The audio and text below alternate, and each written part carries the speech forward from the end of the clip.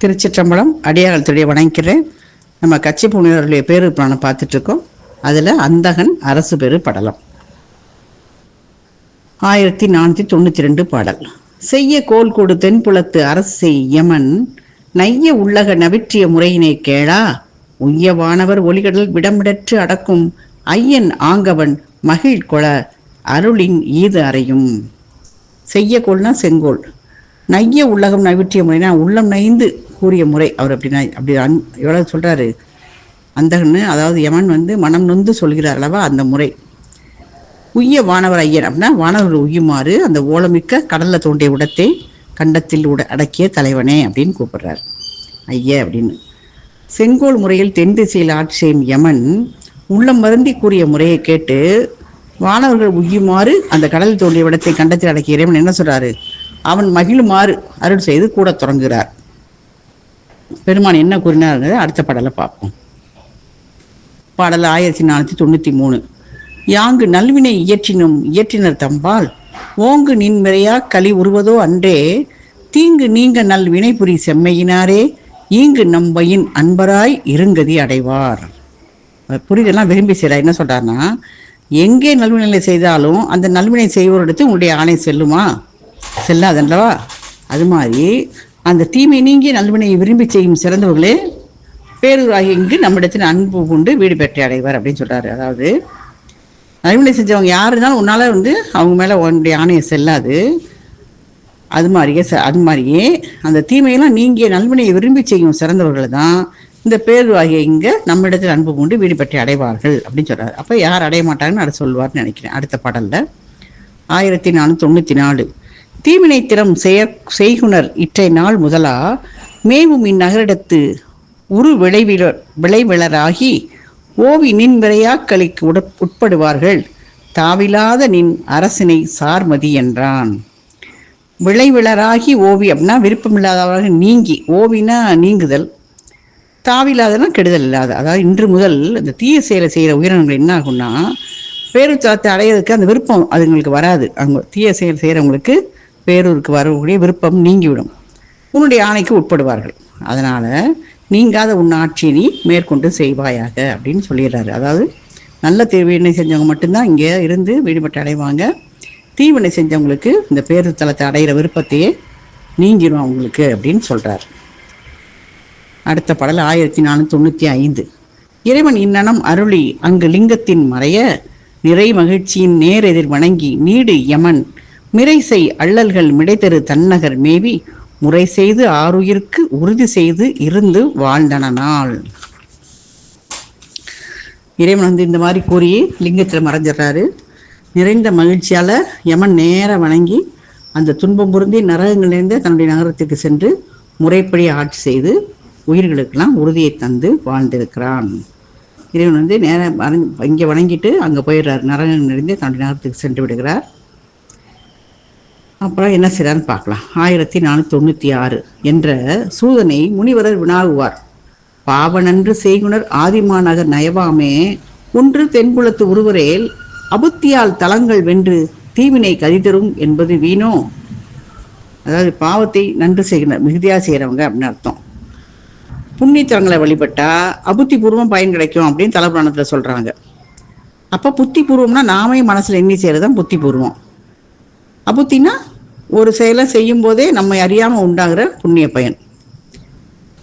அந்த மாதிரி திருமலை காட்டில் எலி நெய்ய இருந்தபோது எரி சுட்டதுனால திரி தோன்றப்படுது இல்லையா, அந்த எலிக்கு உண்டான புண்ணியம் மாவரசன் ஆயிட்டு. அப்போ அந்த செயல் அபுத்தி பூர்வம் தான் ஆகுமா, அப்படி அது வீணும் அது பயனில்லாததா அப்படின்னு கேட்குறாங்க. அதாவது சூத முனிவர் நைமிசாரி முனிவர் என்ன கேட்குறாங்க, பாவத்தை மிகுதியாக செய்கிறவங்க அந்த ஆதிமனகரிய பேரூர் அடையாமல் யமனூருக்கு செல்வார்கள் அப்படின்னா இந்த அபுத்தி பூர்வமாக நல்ல தலங்கள்லாம் தீவினையை போக்கி முத்தியை கொடுக்கும் அப்படிங்கிறது பயனில்லாமல் போயிடும்ல அப்படின்னு கேட்குறாங்க. இது நல்ல தரம், இது தீவினை நீக்கி முத்தி கொடுக்கும் அப்படின்னு ஒரு நியதி இருக்குது.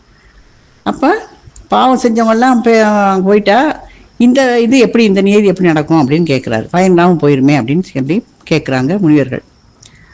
அடுத்த பாடல் 1497. ஆதலால் அறிந்து உறுதியால் வழிபடும் தவறே மேதகும் கதி விரவுவர் என்பது தகுமோ சூத மாதவ என்றலும் சூதன் மாதவர்கட்கு ஏத நீங்குற கடாவினுக்கு எதிர்விடை கொடுப்பான். ஏதம்னா துன்பம், கடானா வினா, விடைனா பதில், கடா விடை. அதனால் என்ன சொல்கிறாரு, உறுதிப்பாட்டால் வழிபடக்கூடிய தவத்தில் வல்லவர்களே முத்தி அடைவார் அப்படின்னு சொல்கிறது தகுமா அப்படின்னு முனிவர் கேட்குறாங்க. அதை சொல்கிறாரு சூதமுனிவர். என்ன சொல்கிறாரு, அந்த முனிவர்கள் துன்பம் நீங்குமாறு அந்த கேள்விக்கு விடையே சொல்ல தொடங்குறாராம். அவங்க கேட்டாங்க, அவர் சொல்ல ஆரம்பிக்கிறாருங்கிறது இந்த பாடல். இதுதான் அந்த பாடல். அடுத்த பாடலில் சொல்கிறாரு, என்ன சொல்கிறாருன்னு பார்ப்போம். 1498. புண்ணியம் புரிவார் பிறவா நெறி புக்கால் மண்ணின் மீட்டும் வந்து உற்றார் உடன் வான்கதி பெறுவார் நன்னு தீவினை உடையவர் நணுகின் மற்றவர் போல் எண்ணு முத்தியில் கலப்புறும் இயல்புற மாட்டார். மண்ணின் மீட்டு வந்து உறார்னா மீண்டு வாரா வழியாளர் புரிவோன், நீ வரமாட்டாருன்னு சொல்கிறார். எப்படின்னா, புண்ணியம் செஞ்சவங்க இந்த பிறவா நெறியாக பேருக்கு வந்து வழிபட்டா இந்த உலகில் மீண்டும் பிறக்காமல் சிறந்த வீடு பெற்ற பெறுவார்கள். தீவினை செய்தவர்கள் பேருக்கு வந்தால் புண்ணியம் செய்தவர்களைப் போல வீடு பெற அடைய மாட்டார்கள் அப்படின்னு சொல்கிறாரு. அடுத்த பாட்டில் இந்த தொடர்ந்து என்ன சொல்கிறான்னு பார்க்கலாம். 1499. போதி மாநகர் புதிந்திரும் புண்ணிய திறத்தால் தீதுதான் பெரிது ஒழிதர எஞ்சு தீவினையை காது கூட்டிடை கழி மறுபிறப்பில் பேரூர் புக்கு ஏத நீங்க வான்முத்தியில் இரண்டர கலப்பார் அப்படின்னு சொல்றார். என்னன்னா, இந்த அரசவமாகிய பேரூருக்கு வந்த புண்ணியத்தால தீமை என்ன ஆயிரும், அவங்களுக்கு நீங்கிரும். அப்ப எஞ்சிய தீவினைய யமலோகத்துக்கு சென்று அதற்குரிய தண்டனை பெற்று போக்கி விடுவார்கள். அடுத்த பிறவியில பேரூர் அடைந்து குற்றம் நீங்கி முத்தியில் இரண்டர கலப்பார்கள் அப்படின்னு சொல்றாரு. அதாவது ஏற்கனவே இருக்கிற புண்ணியத்தினால என்ன செய்யுது, பேரூருக்கு வந்த புண்ணியத்தினால தீமையை அவங்களுக்கு நீங்கிரும். கொஞ்சம் எந்திய தீவினை மட்டும் யமலோகத்துக்கு சென்று அதுக்கான தண்டனையை அனுபவிச்சுட்டு வந்துடுவாங்க, பெற்று போக்குவர். அடுத்த பிறவியில பேரூர் அடைந்து குற்றம் நீங்கி முத்தியில் இரண்டர கலப்பார்கள் அப்படின்னு முனிவர் சொல்றாரு. அடுத்த பாடல் 1500. அல்லதும் அரண் கடை புரிவார் தொல்லை அறத்தான் நல்ல நெஞ்சினராய் அரண் கடையினை நடுங்கி ஒல்லை ஆதிமாநகர் புகுந்து ஒடுக்கொடும் பணியின் வல்லை நீர்த்திருள் வினையினை வரம்பில் இன்புறுவார். அரண் கடைனா பாவம்,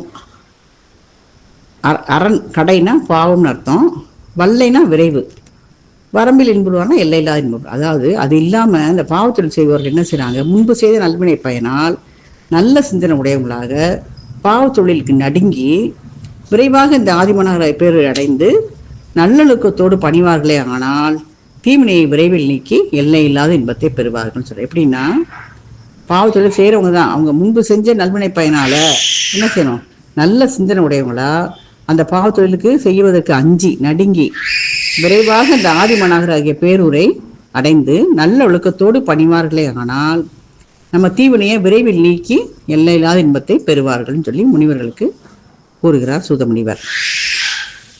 அடுத்த பாடல் 1501. இது தீவினையாளர் பேரூர்வையின் எய்தும் கோதிலாத நற்பயன் பயனின்மை கூறில் மற்று ஆதிநாயகர் அயர்ந்தனக்கு அருளும் அந்நகரின் மூது மான்மியம் கேட்கென மொழிகுவன் சூதன். என்ன சொல்ற, இந்த நிலையில இப்படி நிற்கிற நிலையில தீவினை செய்வோர் பேரூர் அடைந்தால் அது குற்றமற்ற நல்பயனாயிரும். பயனில்லாமல் கூறினால் அந்த ஆதிநாயகராய பட்டி பெருமான் அந்த பிரம்மாவுக்கு அருளுகின்ற அந்த நகரோட பழமையான பெருமையை கேளுங்க அப்படின்னு சூதர் சொல்ல தொடங்குறார். அந்த முதல்ல பிரம்மாவுக்கு அருள் செஞ்சாலும் அந்த பழமையான பெருமையை நீங்கள் கேளுங்க அப்படின்னு சூதன் கூற தொடங்கினார். அடுத்தது அந்தகன் அரசு பெருப்படலம் முற்றிற்று. ஆக திருவிருத்தம் 1501. நம்ம கச்சிப்ப முனிவர் அருளிய பேரூர் பணம் பார்த்துட்ருக்கோம். அதில் அந்தகன் அரசு பெருப்படலம் முடிந்துருச்சு. இப்போ தல விசேட படலம். அது என்னென்னா, பிரம்மா பல உலகங்களையும் படைத்து ரொம்ப செருக்கோடு இருக்கார். பேரூர் தலமும் காஞ்சி நதியும் உன்னால் படைக்கப்பட்டனவா அப்படின்னு ஒரு ஆகாயத்தில் வாக்கு தோன்றுது. நீ இவ்வளோ செருக்காக இருக்கே, பேரூர் தலமும் காஞ்சி நதியும் உன்னால் படைக்கப்பட்டதா அப்படின்னு கேட்குறாங்க. பேரூரின் பெருமைகளை அறிந்து கொள்ள பிரம்மா என்ன செய்கிறார், கையிலைக்கு வர்றாரு. இறைவனை பலவாறு துதிக்கிறாரு. முன்பு ஒரு ஒடியில் படைப்பு தொழில் வேண்டின அந்த காலத்தில் நான் பேரூரை படைத்து அங்கே நடனம் செஞ்சேன். நாமே வெள்ளிங்கிரி மலையாக உள்ளோம். கங்கை ஆறே அங்கே காஞ்சி ஆறாக ஓடுது. அரசவனமே நமக்கு அத்தாணி மண்டபம். இந்த மாதிரி விஸ்வாமித்திரர் அரிய பல தவங்களை செய்து பேரூரில் வாழ்ந்திருக்காரு. அயோத்தி நகரில் திருசங்கு மன்னன் ஆட்சி புரிஞ்சு வரப்போ அவன் விண்ணலூரில் நற்கதி அடைய விரும்புகிறான். யார், திருசங்கு மன்னன். அப்போ தம் குருவாகிய வசிஷ்டரை அடைந்து வேண்டுகிறான். அந்த வசிஷ்டர் மறுக்கிறார். அவர் குருவோட மக்களை வேண்டுறான். குருவின் மக்களையும் வேண்டி பார்க்குறான். குருகிட்ட வசிஷ்டர்கிட்ட கேட்குறான், அடுத்து குருவின் மக்களை கேட்குறான். அவங்களும் மறுக்கிறாங்க. அப்போ திருச்சங்க என்ன செய்றாரு, விஸ்வாமித்திரரை அடைஞ்சு தன்னோட விருப்பத்தை நிறைவேற்றிக்கிறதுக்காக சொல்கிறாரு. அப்போ குருவை அவமதிச்ச நீசனா போவ, அதாவது நீசன்னா என்ன சொல்கிறது, இழிந்தவனாக போய்விடுவாயின்னு சபிக்கிறாரு. திருசங்கு என்ன செய்கிறாரு, விஸ்வாமித்திரோட தவ வலிமையால் விண்ணுலகம் செல்கிறார். அப்போ யார் வசிஷ்டர் தான் முடியாதுன்னு சொன்னார். வசிஷ்டருடைய மக்களும் வேண்டான்னு மறுக்கிறாங்க. அப்போ நான் போய் திருசங்கு விஸ்வாமித்திர போய் கேட்டு நான் போய் இதாக போகிறேன் அப்படின்னு சொல்கிறாரு. அதுக்கு என்ன சொல்கிறாரு, அவங்க அவரை சபிக்கிறாங்க, நீங்கள் எளிவாக தான் போவேன் அப்படின்னு சொல்லிடுறாங்க. உடனே திருசங்க என்ன செய்கிறாரு, விஸ்வாமித்திரோட தவ வலிமையை பூரா கொடுத்து அவர் விண்ணுலகத்துக்கு அனுப்பி வைக்கிறாரு. யாரை, திருசங்க. அப்போ நீசன் இங்கே வந்தது எப்படி அப்படின்னு சொல்லி இந்திரன் அவனை கீழே தள்ளி விட்டுறாரு. நீயே நீசன் சாபம் வாங்கியிருக்க, நீ எதுக்கு இங்கே வர்ற அப்படின்னு தள்ளி விட்டுறாரு. விஸ்வாமித்திரர் என்ன செய்கிறார், அந்தரத்தில் ஒரு தனி உலகம், அதாவது இங்கே பூலோகத்தில் இல்லாமல் அங்கே மேலோகத்தில் விண்ணுலகத்தில் இல்லாமல் தனியாக ஒரு திருசங்கு ஒரு உலகத்தை படைச்சி கொடுக்குறாரு. அந்த அந்த உலகத்தை படைச்சதுனால பேர் தவசித்திபுரம் அப்படின்னு பேர் பெறுது. ஏன்னா அவர் விஸ்வாமித்திரர் அங்கே தானே தவம் பண்ணுறாரு, அங்கே நல்லா தவம் செஞ்சு பேரில் வாழும்போது தானே அது நடக்குது. இது அதனுடைய தவ வலிமையை அந்த பேர் தவசித்திபுரம் அப்படிங்கிற பேர், அவருடைய தவம் சித்தி ஆகுது. அதனால் அந்த இடத்துல தவசித்திபுரம்னு பேர் பெறுது.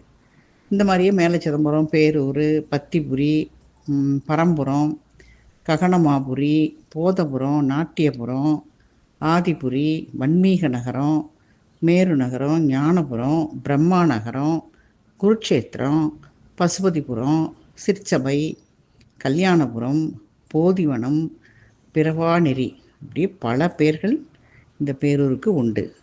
இதெல்லாம் அன்னப்பறவை கொடியாக உயர்ந்த பிரம்மனே நீ அறிவாயாக அப்படின்னு சொல்கிறார். இந்த மாதிரி இறைவன் கூறினோடனே பிரம்மன் என்ன செய்கிறார், காஞ்சி ஆற்றுல மூழ்கி அந்த ஆதிலிங்கமாகிய பட்டி பெருமானையும் பச்சை நாயகியும் அந்த வெள்ளி மன்றத்தையும் வெள்ளி மலை வெள்ளிங்கிரி மலை இருக்குல்ல அதையும் வணங்கி துதிக்கிறான். பிறகு பேரூரில் பல காலம் தங்கி பல சிவன் கோவில்களையும் வணங்கி மீண்டும் பிரம்மலோகத்தை அடைகிறான். அவன் செருக்கூட இருக்கிறத அதுக்காக தான் இந்த மாதிரி பெருமானது அவருக்கு எல்லாத்தையும் பேரூர் காலத்தை பற்றி சொல்கிறாரு. இப்போ அதுக்கப்புறம் பாடலை பார்க்கலாம். 1502 பொற்பங்கைய பொகுட்டணையில் புலவன் இறைவன் அருளாலோர் கற்பந்தனில் பல்லுயிர் உலகம் கண்டு பரமனார் தலங்கள் சிற்பந்திகழ பல சமைத்து தீர்த்தம் பலவும் இனிதுரி அற்ப உணர்வால் இருமாப்புண்டு அமர்ந்தான் அந்த அமயத்தில். அந்த அமயத்தில்னா அந்த சமயத்தில்னு அர்த்தம். அது என்ன, பொற்பங்கைய பொகுட்டணைனா அழகு பொருந்திய அந்த பொற்றாமரை பூவில் அந்த பொகுட்டுன்னு சொல்லுவாங்கள்ல, மேலே இருக்குன்னா அது அதில் இருக்கிற இருக்கையில் அப்படின்னு அர்த்தம். புலவன்னா தேவன், இங்கே பிரம்மன் தான் அர்த்தம். அற்ப உணர்வுனா சிற்றறிவு. அந்த அழகிய பொற்றாமரை பூவில் வீட்டுக்கு யார், பிரம்மா. இறைவனுடைய அருளால் படைத்தோடு செய்கிறவன். ஒரு ஊழி காலத்தில் பல வகை உயிர்களையும் கொண்ட உலகம் பலவற்றையும் படைக்கிறார் அவர். அதனால் இறைவன் எழுந்தரில் இருக்கிற தலங்கள் பலவற்றையும் அந்த சிற்ப சிறப்புகள் விளங்கும் முறையில் படைக்கிறார். அந்த தலங்களுக்குரிய தீர்த்தங்கள் பலவற்றையும் இனிதாக அமைக்கிறார். இந்த மாதிரி சிற்றறிவினால் அற்ப உணர்வால் செருக்குண்டு இருக்கிறான். ரொம்ப நம்ம தான் எல்லாத்தையும் படைக்கணும்னு கர்வமாக இருக்கார். அடுத்த பாடல் 1503. பின்னல் சடிலத்து எம்பெருமான் பேரூர் வரைப்பும் அந்நகரின் மின்னல் கனகமணி கொழிக்கும் விரைநீர் காஞ்சி தட நதியும் நின்னில் படைக்கப்பட்டனவோ நினையாய் என்று நெடுவிசும்பின் மன்னிப் பொழிந்தங்கு ஒரு வாக்கு வயங்க அதனை கேட்டு எழுந்தான்.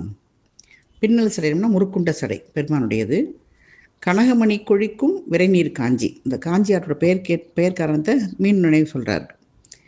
தடநதி அப்படின்னா தடவும் கயவும் நளியும் அந்த மாதிரி ஒரு பெருமையான அந்த நதியை பற்றி அது வயங்க அது விளங்குற மாதிரி சொல்கிறார். அதாவது பின்னிய சடையுடைய இறைவனுடைய பேரூர் தலமும் அந்நாளில் ஒளி பொருந்திய பொன்மணிகளை கொளித்து வரும் மனம் பொருந்திய காஞ்சி நதியும் உன்னால் படைக்கப்பட்டனவா, அதை எண்ணிப்பார் அப்படின்னு ஆகாயத்திலிருந்து ஒரு வாக்கு விளங்க தோன்றுது. அதை கேட்டன என்ன பிரம்மா டக்குன்னு எழுந்து நிற்கிறார். 1504. நினைத்தார்க்கு இனிக்கும் பேரூரின் நீடும் பெருமை வினாயறிவான் தனைத்தாள் அமரர் முனிவருடன் சார இமய மால்வரைப்பால் நனைத்தாது உருக்கும் பொழிற் கையிலை நன்னி துதிகள் பல நவின்று வினைத்தாள் அறுக்கும் பெருமானை விரையார் பாதம் பணிந்து இறந்தான். நினைத்தார்க்கு இனிக்கும் பேரூர்னா இதுலேருந்து ஆசிரியருடைய பேரூர் மேலே அவருக்கு விருப்பம்தான் தெரியுது. காஞ்சி புராணத்தில் இது மாதிரி வரும். நினைவார்க்கு இனிக்கும் ஏகம்பம் அப்படின்னு சொல்லி வரும், பாடியிருக்காரு. வினாய் அறிவான் அப்படின்னா கேட்டு அறியும் பொருட்டு. வினா அறிவான், அது கேட்டு அறிஞ்சுக்கிறது. அப்போ நினைத்தாது உருகும் பொழில்னா தேன் மகரந்தம். அந்த மகரந்தமாக அந்த சிந்திர சோலையில் இருக்குது. உருக்கும் பொழில், பொழில் ஃபுல்லாக அந்த மகரந்தம் நிறைந்திருக்கிறது. வினைத்தாள் அறுக்கும் பெருமானா வினையின் அடி மூலத்தை நீக்கும் இறைவன். வினையுடைய தாள், அதனுடைய அடி, அதை அறுக்கும் பெருமான் அப்படின்னு பெருமானை பற்றி சொல்கிறாங்க.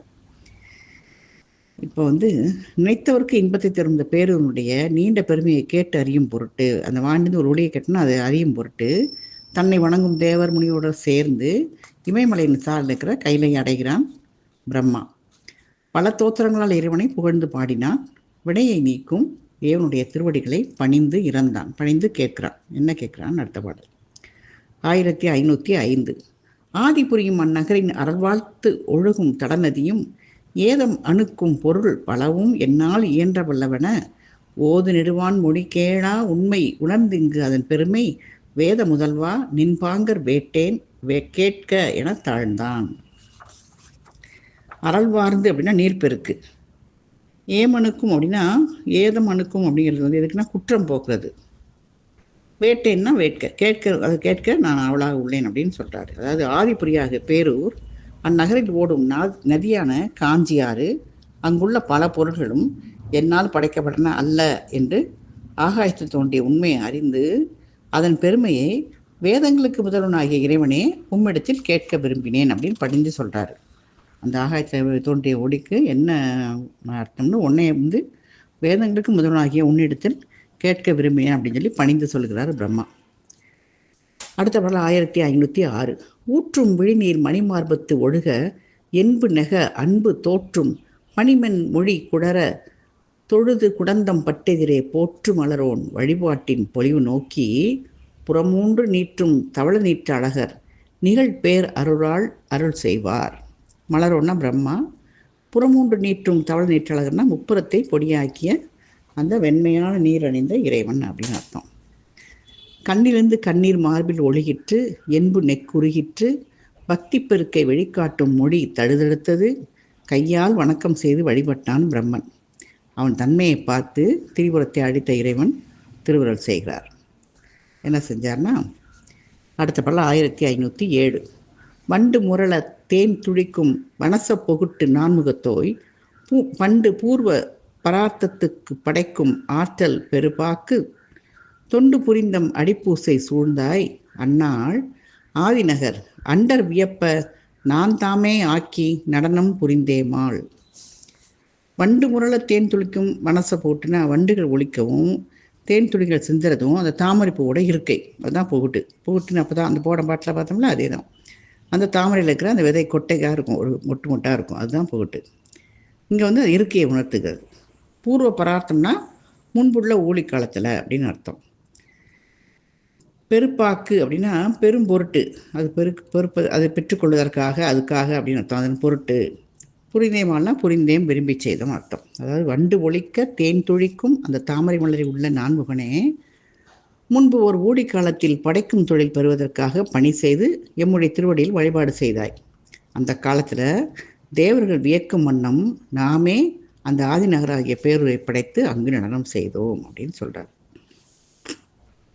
நம்ம பேரூர் ஆரம்பத்தில் பார்த்தோம், பிரம்மன் மரம் வெட்டும் படலம் பார்த்தோம்ல, அந்த இதை சொல்கிறாரு. நீ படைக்கும் தொழில் பெறுவதற்காக நீ பணி செஞ்சுட்டு இருந்த, என்னை வழிபாடு செய்யும்போது நாங்கள் அந்த நகரத்தை உருவாக்கி அங்கு நடனம் செய்தேன் அப்படின்னு சொல்கிறார் பெருமான். அடுத்த பாடல் 1508. அன்று தொடங்கி பல உயிரும் அருளில் கலப்ப சதா காலம் நின்று நடனம் புரிகின்றாம் நெடிய வெள்ளி வரையாயும் துன்று வளத்தின் ஆங்கெழுந்தாம் தூய நமது முடி கங்கை என்றும் ஒழுகும் காஞ்சி நதி என்ன தடங்கி தவழுமான். அதான் சதா காலம் எல்லா காலங்களையும் தழங்கின விளங்கின்னு அர்த்தம்.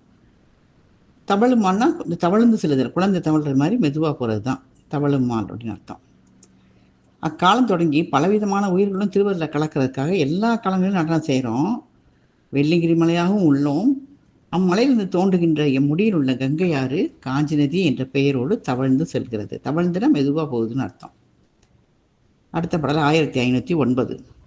வரியார் அழிமென் மலர் உழக்கும் வயல்கள் புறக்கும் காஞ்சி நதி பிரியாதிருக்க என நம்மை பெரிதும் இழந்து கொடும் வரத்தால் விரி நீள் சினைப்பிப்பில வனமே விளங்கும் பேரத் தானியன அறிவாள் தடங்கன் உமையோடும் அகிலம் தொட வீற்றிருக்கின்றான். வரி இசைப்பட்டுனா காணல் வரி. அது இசை முழக்கம் செய்யும் வண்டு. வரியார் அழி. விரிநீள் சினைனா விரிந்த நீண்ட கொம்பு. அத்தாணி மண்டபம்னா அரசன் வீட்டுக்கு இருக்கிற கொள்ளு மண்டபம். அறிவாள் தடங்கன் உமையோடும் அப்படின்னா கோடுகள் பொருந்திய ஒளி பொருந்திய கண்களுடைய உமாதேவி. அறிவாள் தடங்கன் அப்படின்னு சொல்றாரு. அகிலம்னா அகிலத்தில் உள்ளவர் அப்படின்னு அர்த்தம். அதாவது இசை முழக்கம் செய்யும் அந்த வண்டுகள் சூழ்ந்த வயல்களை காப்பது காஞ்சி நதி. அந்த நதி எம்மை பிரியாது இருக்க வேண்டும் என்று இறந்து வேண்டிக் கொண்ட வரத்தால் நீண்ட கிளைகளுடைய அரசவனமே நம்முடைய அத்தாணி மண்டபம் என்று கூறும் முறையில் உமையம்மையோடு உலகத்தால் வழிபட வீற்றிருக்கின்றோம். நம்ம பார்த்தோம்னா போன பாட்டில் பார்க்கும்போது கங்கை நதி என்ன கேட்குது, நான் என்றைக்குமே உன்னைய பிரியாமல் இருக்கணும் இந்த நதி அப்படின்னு கேட்கறதுனால இந்த அரசவனத்திலே அத்தாணி மண்டபத்திலே நான் உமையம்மையோட உலகத்தால் வழிபட வீற்றிருக்கின்றோம் அப்படின்னு பெருமான் கூறுகிறார். அடுத்த பாடல் 1510. அறவானவர்கள் போற்றிடும் பேரூர் அழியா எமக்கோர் இடமாகி உறவாம் அதனால் எமைப்போல் உளவாது அதனுக்கு ஒரு சான்றங்கு இரவா பனையொன்று உளதன்றி இன்னும் அநேக விம்மிதங்கள் சிறவான் என்ற அதற்கு ஒப்பு செப்பின் எமக்கும் ஒப்புள்ளதாம். எமக்கும் ஒப்பு இல்லைன்னா தமக்கு ஊமை இல்லாதான் அப்படின்னு சொல்லி குரலில் வருது. அந்த அர்த்தம்தான். அதுபோல பேரூருக்கும் ஓமையே கிடையாது. இது ஆசிரியருக்கு பேரூர் மேல் கொண்ட வேட்கை புலனாகிறது. ஆசிரியர் பேரூர் மேலே எவ்வளோ ஒரு வேட்கையோடு இருக்காருன்னு பாருங்கள். அதாவது அறத்தில் சிறந்த ஞானியர் போற்றும் பேரூர் எமக்கு சிறந்த இடமாக உள்ளது பெருமான் சொல்கிறாரு. அதனால் எம்மை போல அவ்வூரும் அழிவில்லாதது. அதற்கு சான்று அங்குள்ள இரவாப்பனை. அது இன்னும் பலவித விம்மிதங்கள் அங்கே சிறந்து உள்ளன. பல பெருமையும் அதுக்கும் அங்கு சிறப்பாக இருக்குது. அதுக்கு ஒப்பு கூறினா அந்த அந்த அங்கே இருக்கிற சிறப்பானவர்களுக்கு நீ அதுக்கு ஒப்பானது கூறினா அது எமக்கும் ஒப்பு கூறின மாதிரி ஆகும் அப்படின்னு சொல்கிறார். அப்படின்னா அதுக்கு ஒப்புமை இல்லைன்னு அர்த்தம். அடுத்த பாடல் 1511. இரவாமையை வேட்டவரெல்லாம் எரிநீர் காஞ்சி மருங்குடுத்த பிறவா நெறி என்று உலகேத்தும் பேரூர் எல்லை இனிதெடுத்து மறவாதெம்மை வழிபட்டு மரியா உடலின் வசிக்கின்றார் பிறவாமையை பெற்றவர் தாமும் பேசில் அலகில் அடங்காரால். மரியானா இறக்காதவங்க, அதாவது இரவாத தன்மையை விரும்பியவர்கள் அனைவரும் அந்த அலை வீசுகின்ற காஞ்சி நதியை அடுத்து பிறவா நெறி என்று உலகத்தார் பாராட்டும் பேரூர் எல்லை அடைந்து, அப்போ காஞ்சி நதியை அடுத்து பேரூருக்கு எம்மை மறவாமல் வழிபட்டு அழியாத உடலோடு வாழ்ந்து கொண்டுள்ளனர். அவங்க அறியாத உடல்னா என்ன? இரவாமை மீண்டும் பிறவாமை. அந்த பிறவாமையை பெற்ற அவர்தம் கணக்கு அளவில் அடங்காதது. அப்போ எத்தனை பேர் வீடு பேர் அடைஞ்சிருக்காங்க கணக்கு அளவிலே அடங்காததுன்னு சொல்லி பெருமான் வாயாலேயே பேரூர் பற்றி கூறுவது மிகவும் சிறப்பான பகுதியாக இருக்கிறது இந்த பாடல். நம்ம கச்சிபமுனிவருடைய பேரூர் பணம் பார்த்துட்ருக்கோம். அதில் தல விசேட படலம் பாடல் 1512. பிச்சுவாமத்திரன் என்னும் மெய்த்தவன் பொச்சமில் தவம் பல புரிந்து யாவர்க்கும் கைச்செழுங்கனியன கதை கிடக்குமாறு எச்சமில் வரம்பல இறந்து அங்கு ஏற்ற பின். பொச்சமில் தவம்னா பொய்யில்லாத தவம். கைச்செழுங்கனினா உள்ளங்கில் இருக்கிற நெல்லிக்கனி போல. எச்சமில் வரம்னா குறைவில்லாத வரம். என்ன சொல்றாருன்னா, விஸ்வாமித்திரன் என்னும் உண்மையான தவத்தை உடையவர் பொய்யில்லாத தவம் பலவற்றை செய்தார். உள்ளங்கை நெல்லிக்கனி போல நற்கதி கிடைக்குமாறு, அதாவது கிடைக்குமாறு குறைவில்லாத பல வரங்களை வேண்டி பெற்றார். அதன் பின் அப்படின்னு இன்னும் சொல்றாரு. அடுத்த என்ன சொன்னார்னு அடுத்த பாடலை பார்க்கலாம். 1513. உத்தம வசிட்டனோடு உடன்று விச்சுவாமித்திரன் வேதிய முனிவன் ஆகுமாறு அத்தலத்து அருந்தவம் ஆற்றும் நாளையில் வைத்தனன் திருசங்கை வானத்து இன்புற. உடன்றுனா மாறுபட்டு, வானத்து இன்புற திருசங்கை வைத்தனன் அப்படின்னு சொல்றாரு. அதாவது வசிஷ்ட முனிவரோடு மாறுபட்டு அந்த விஸ்வாமித்திரன் என்ன செய்றாரு? பிராமணன், அதாவது ராஜரிஷி ஆகணும் பிராமண முனிவராக ஆகும் பொருட்டு பேரூர் தாத்தில் அரிய தவங்களை செய்யும்போது திருசங்கு என்ற வண்ணனை விண்ணுலகில் அந்த இன்பம் அடையும் மாதிரி வைக்கிறாரு அப்படின்னு சொல்றாரு. அடுத்த பாடல்ல 1514. ஆதலால் அத்தலத்து அருந்தவம் செய்யின் மேதகு பயனெல்லாம் விரைவின் எய்துரும் போதினாய் திருசங்கு புலவர் நாடுரும் காதையும் கேள் என கரைதல் மேயினார். செய்யின்னா செய்தால் அப்படின்னு சொல்லி அர்த்தம். அதாவது பேரூர் பணத்தை சூதமணி சொல்கிறதெல்லாம் கதை நிகழ்ச்சி மாதிரி இருக்குது. அதில் ஒரு கதை தல விசேஷப்படணும். இவன் தல விசேஷ படத்துக்கு உள்ளேயே வசிஷ்டருடைய இதையும் சொல்கிறாங்க, வசிஷ்டரும் விஸ்வாமித்திர கதையும். அதாவது ஒரு கதைக்குள்ள இன்னொரு கதைங்கிறது மாறுபட்டது. அப்போ விஸ்வாமித்திரன் சில திருசங்கருக்கு தனி உலகம் படைத்து கொடுத்ததுலாம் வருது. இது கதைக்குள்ளே வர்ற இன்னொரு கதை அப்படின்னு சொல்லி ஆசிரியர் சொல்கிறார். அதாவது அந்த பேரூர் தலத்தை அரிய தவங்களை செய்தால் மேலான பயன்களாம் விரைவில் அடையலாம். தாமரை மணரில் உள்ளவனே திருசங்கு என்பவனின் தேவர்கள் விரும்பும் கதையையும் கேட்பாயாகன்னு சொல்ல ஆரம்பிக்கிறார். அடுத்த பாடல் 1515. கொங்காதரிக்கு மாலை நெடுங்குடைக்கீழ் அயோத்தி நகரிலிருந்து செங்கோல் செலுத்தினால் அந்த திருசங்கு என்னும் பெருவேந்தன் நுங்கா விசும்பில் கதியடைதல் முதலும் மனத்தான் அரசொரி மங்கா விளைவில் குருவான வசிட்ட முனிவன் மருங்கு அடுத்தான். கெங்காதரிக்கும் மாலை நெடுங்குடைனா அந்த மனம் பொருந்திய மாலைகளுடைய அந்த பெரிய வெண்கொட்ட குடை. கொங்கு இங்கு மனம் அப்படிங்கிற அர்த்தத்தில் வருது. நுங்கா விசும்பில்னா அழியாத விண்ணுலகம். முதலும் மனத்தான்னா விரும்பும் மனத்தை உடையவன். அவன் என்ன செய்யறான்? அரசொரி, அந்த அரசை இப்படி நீங்கி எங்கே போகிறான்? மங்கா விளைவில் குறையாத விருப்பத்தோட போய் வசிஷ்ட முனிவர் போய் போகிறார். அதுதான் இதை சொல்கிறாங்கன்னா, மனம் பொருந்திய மாலைகளுடைய பெரிய வெண்கொற்ற குடையின் கீழ் அயோத்தி நகர்லேருந்து திருசங்கு அப்படிங்கிற பெரிய மன்னன் செங்கோல் ஆட்சி செய்கிறான். அந்த காலத்தில் அழிவில்லாத விண்ணுலகில் நற்கதி அடையணும் அப்படின்னு விரும்பி அரசாட்சியை விட்டு நீங்கி அந்த குலகுருவான வசிஷ்ட முனிவரிடம் செல்கிறான். அங்கு சென்று என்ன சொல்கிறான்னு அடுத்த பாடல் பார்க்கலாம். 1516. குளிர்மென் கமல மலர் மருட்டும் குறவன் பாதமுற வணங்கி அழிவுக்கு அடைந்த மென்மொழியால் அறைவான் பெரிய மாதவத்தோய் இழி வந்திடு மண் அரசிருக்க எனக்கு வெறுத்தது ஆதலினால் ஒளி வந்திடும் விண்ணவர் வாழ்வின் உருத்தென்று இறந்து பல துதித்தான். என்ன சொல்றனா, குளிர்மென் கமலமலர் மருட்டும் குறவன் பாதம் அப்படின்னா குளிர்ந்த மென்மையான தாமரை மலரை தம் அழகால் மயங்க செய்யும் திருவடி. அந்த தாமரை புறையும் காமர் சேவடி அப்படின்னு சொல்லி விருத்தி பாடியிருக்காரு. அழிமிக்கு அலைந்த மென்மொழின்னா அன்பு மிகுதியாக கலந்த மென்மையான மொழி. அலைந்தன்னா கலந்த. இழி வந்திடும் மண்ணரசு அப்படின்னு சொல்லி, அதாவது அருவருக்கத்தக்க நிலவுலக ஆட்சி எனக்கு இந்த மண்ணரசு அப்படின்னு அர்த்தம் சொல்றார். மண்ணரசை பற்றி கூறுகிறார். நகை அழுகை இழிவரல் அப்படின்னு சொல்றது ஒரு மெய்ப்பாடு. இழிவரங்கிறது ஒரு மெய்ப்பாடுன்னா அந்த உண்மை நிலையை உணர்ந்து கொள்வது. இது அதாவது உலக இன்பத்து மேலே மண் அரசு மேலே ஒரு பிடிப்பு இல்லாமல், ஒரு விருப்பம் இல்லாமல் அந்த நிலை திருசங்குக்கு வருது. ஒளி வந்திடும் விண்ணவர் வாழ்வுனா ஒளி பொருந்திய விண்ணவருடைய வாழ்க்கை. அது உறுத்துவாயாக அப்படின்னு சொல்றாரு. என்ன சொல்றாருன்னா, குளிர்ந்த மென்மையான தாமரை மலரை அழகில்லாமல் செய்யும் அந்த குருநாதருடைய பாதங்களை முறையாக வணங்குறான். யாரு? இவர் திருசங்கு. அன்பு பொருந்திய மென்மையான சொற்களால் சொல்றான், நான் பெரிய தவத்தில் வல்லவரே, நிலவுலக ஆட்சி எனக்கு அருவருப்ப தருது, அதை நான் வெறுக்கிறேன், அதனால இந்த ஒளி பொருந்திய விண்ணுலக வாழ்க்கைக்கு எம்மை செலுத்துவீர்களாக அப்படின்னு சொல்லி பல முறை இறந்து துதிக்கிறான். அடுத்த படம் 1517. எடுத்த உடலோடு இருந்து உறக்கம் எய்த விளைந்து தன் பாங்கர் அடுத்த திருசங்கு எனும் அரையன் ஆர்வம் நோக்கி வசிட்ட முனி விடுத்து மொழிவான் அதற்கேற்ற பருவம் விளைந்ததில்லை நினக்கு தொடுத்த கருமம் இனி சில நாள் தொலையின் அரிதும் என மறுத்தான். நீத்தி தொடுத்த கருவம்னா உனக்கு அப்படின்னு 100க்காக நீ எடுத்து இந்த பிராரத்தம் அது தொலையின், அது அழிஞ்சா எல்லாம் முடிஞ்சிடும்ல, அதான் சொல்ற. அது தொலையின் அழிந்தால் அரிதும், அதை பற்றி நம்ம அறிஞ்சு பார்ப்போம் அப்படின்னு சொல்லி என்ன சொல்றாரு? எடுத்த இந்த உடம்போடு பெரிய உன்னுலகத்தை அடைய வேண்டும் என்று விரும்பி தன்னை வந்தடைந்த திருசங்குவின் ஆர்வத்தை பார்த்து இந்த வசிஷ்டமுனி அவரை நோக்கி சொல்றாரு, அதற்கேற்ற பருவம் உனக்கு வரல, அதாவது உன்னுடைய பிராரத்தை நீ நுகர்ந்து இன்னும் முடிக்கலன்னு சொல்றாரு.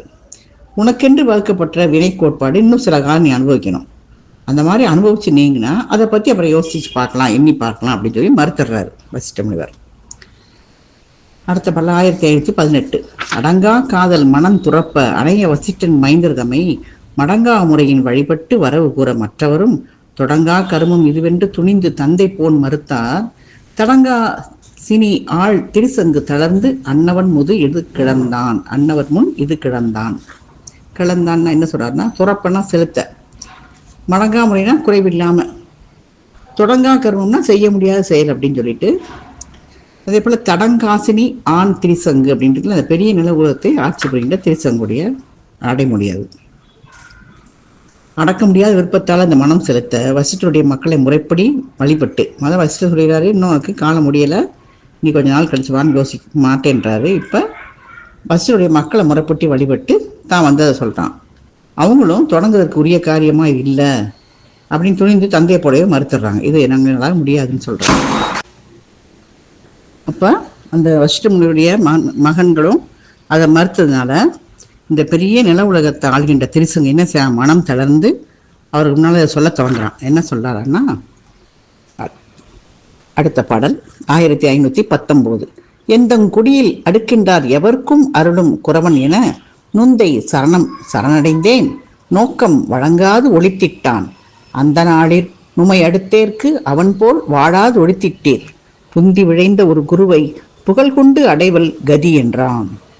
குறவன்கிறது குருன்னு தான் சொல்கிறான். நுந்தை சரணடைந்தேன்னா உன்னுடைய நுந்தைனா எந்தைனா தந்தை, நுந்தைனா உன்னுடைய தந்தைன்னு அர்த்தம். உன்னுடைய தந்தையின் திருவடிகளை அடைக்கலமாக அடைந்தேன் அப்படின்னு சொல்கிறாரு. முதல்ல சரணம் சொல்கிறார்ல, முந்தைய சரணடைந்தேன் அப்படின்னா முதல் சரணம் திருவடியை சொல்கிறாரு. ரெண்டாவது சரணம் அவனுடைய அடைக்கலமாக இருந்தேன் அப்படின்னு சொல்கிறாரு. அந்த நாடீர் அப்படின்னா அந்தணர்களே அப்படின்னு அழைக்கிறாரு. அடைவல்னா அடைவேன் அப்படின்னு சொல்கிறார். என்ன சொல்கிறாங்கன்னா, எம்முடைய குலத்தில் தோன்றிய அனைவருக்கும் திருவருள் செய்கின்ற குரு என்று உம்முடைய தந்தையின் திருவடியினை அடைக்கலம் அடைந்தேன். அவர் திருவருள் நோக்கம் செய்யாமல் என்னை நீக்கிவிட்டார்.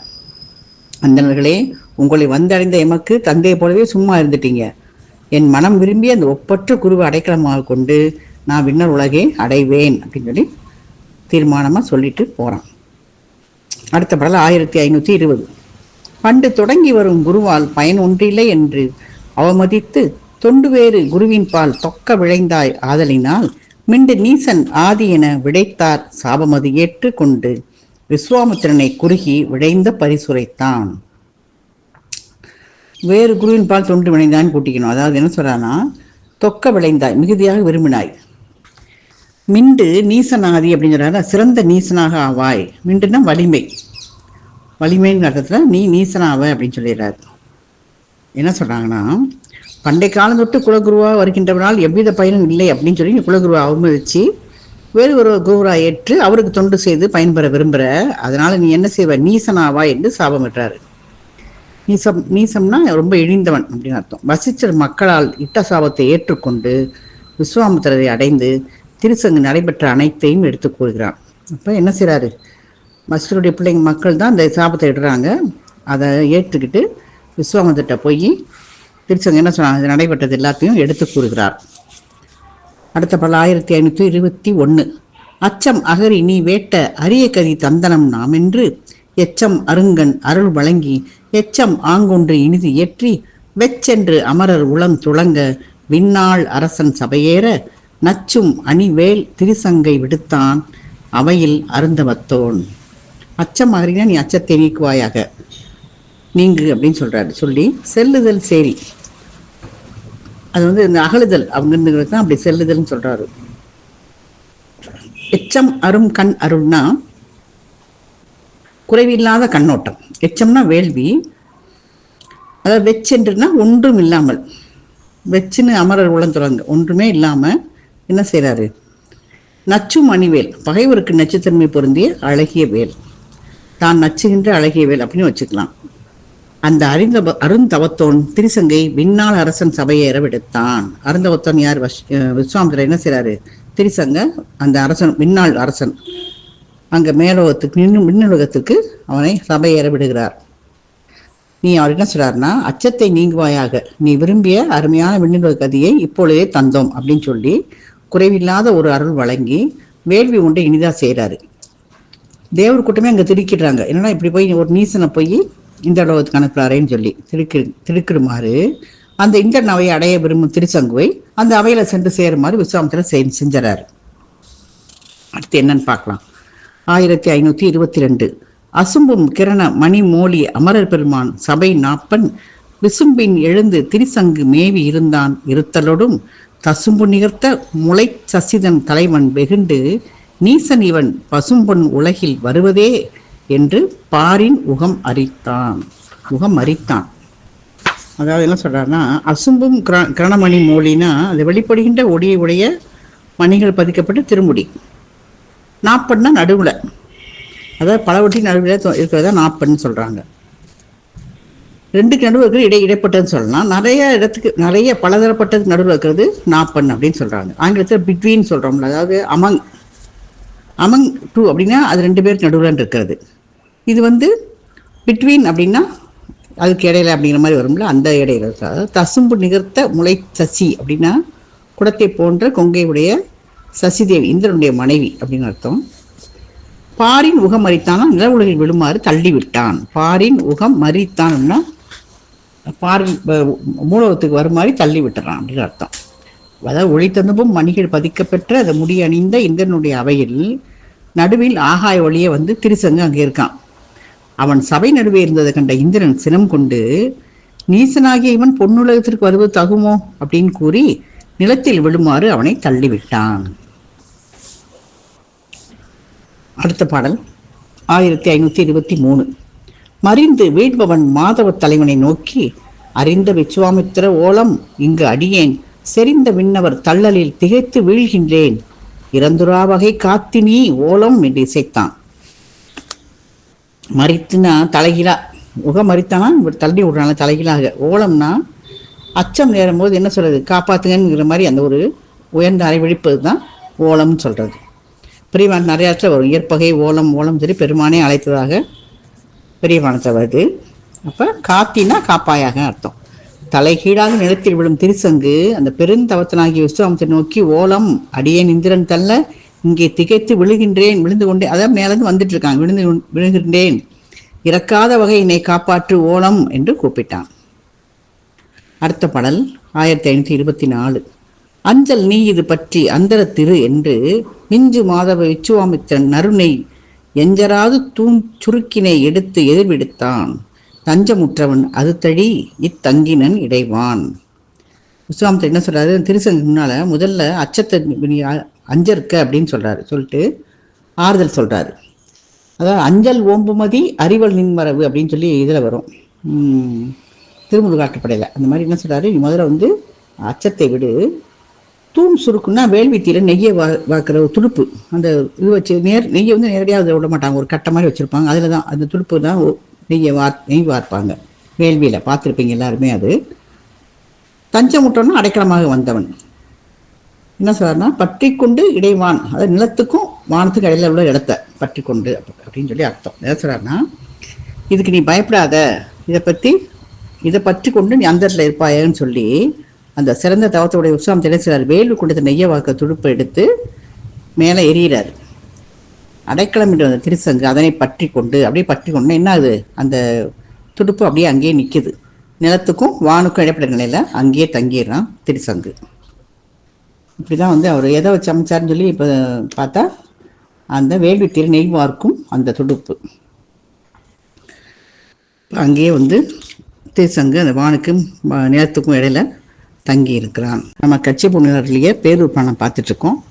அதில் தல விசேட படலம் பாடல் 1525. அடைக்கலம், அதாவது நம்ம இவர் திருசங்கு வானத்துக்கும் பூமிக்கு நடுவில் அந்த நெய் வார்க்கிற துடுப்பை எறிந்தார் விஸ்வாமித்திரர், அதை பற்றி கொண்டு இருக்கிறான், அந்த நடுவில் நிற்கிறான் அவன். அடுத்த பாடல் 1525. அடைக்கலம் புகுந்தவர்க்கு யான் அருங்கதி கொடுப்ப இடைக்க விண்ணவர் செய்வரே என நனி வெகுண்டு புடைக்கனே சில உடுக்களை பெயர்த்து ஒரு பவனம் படைக்கல் உற்றனன் பண்ணவர் அனைவரும் பணிந்தார்.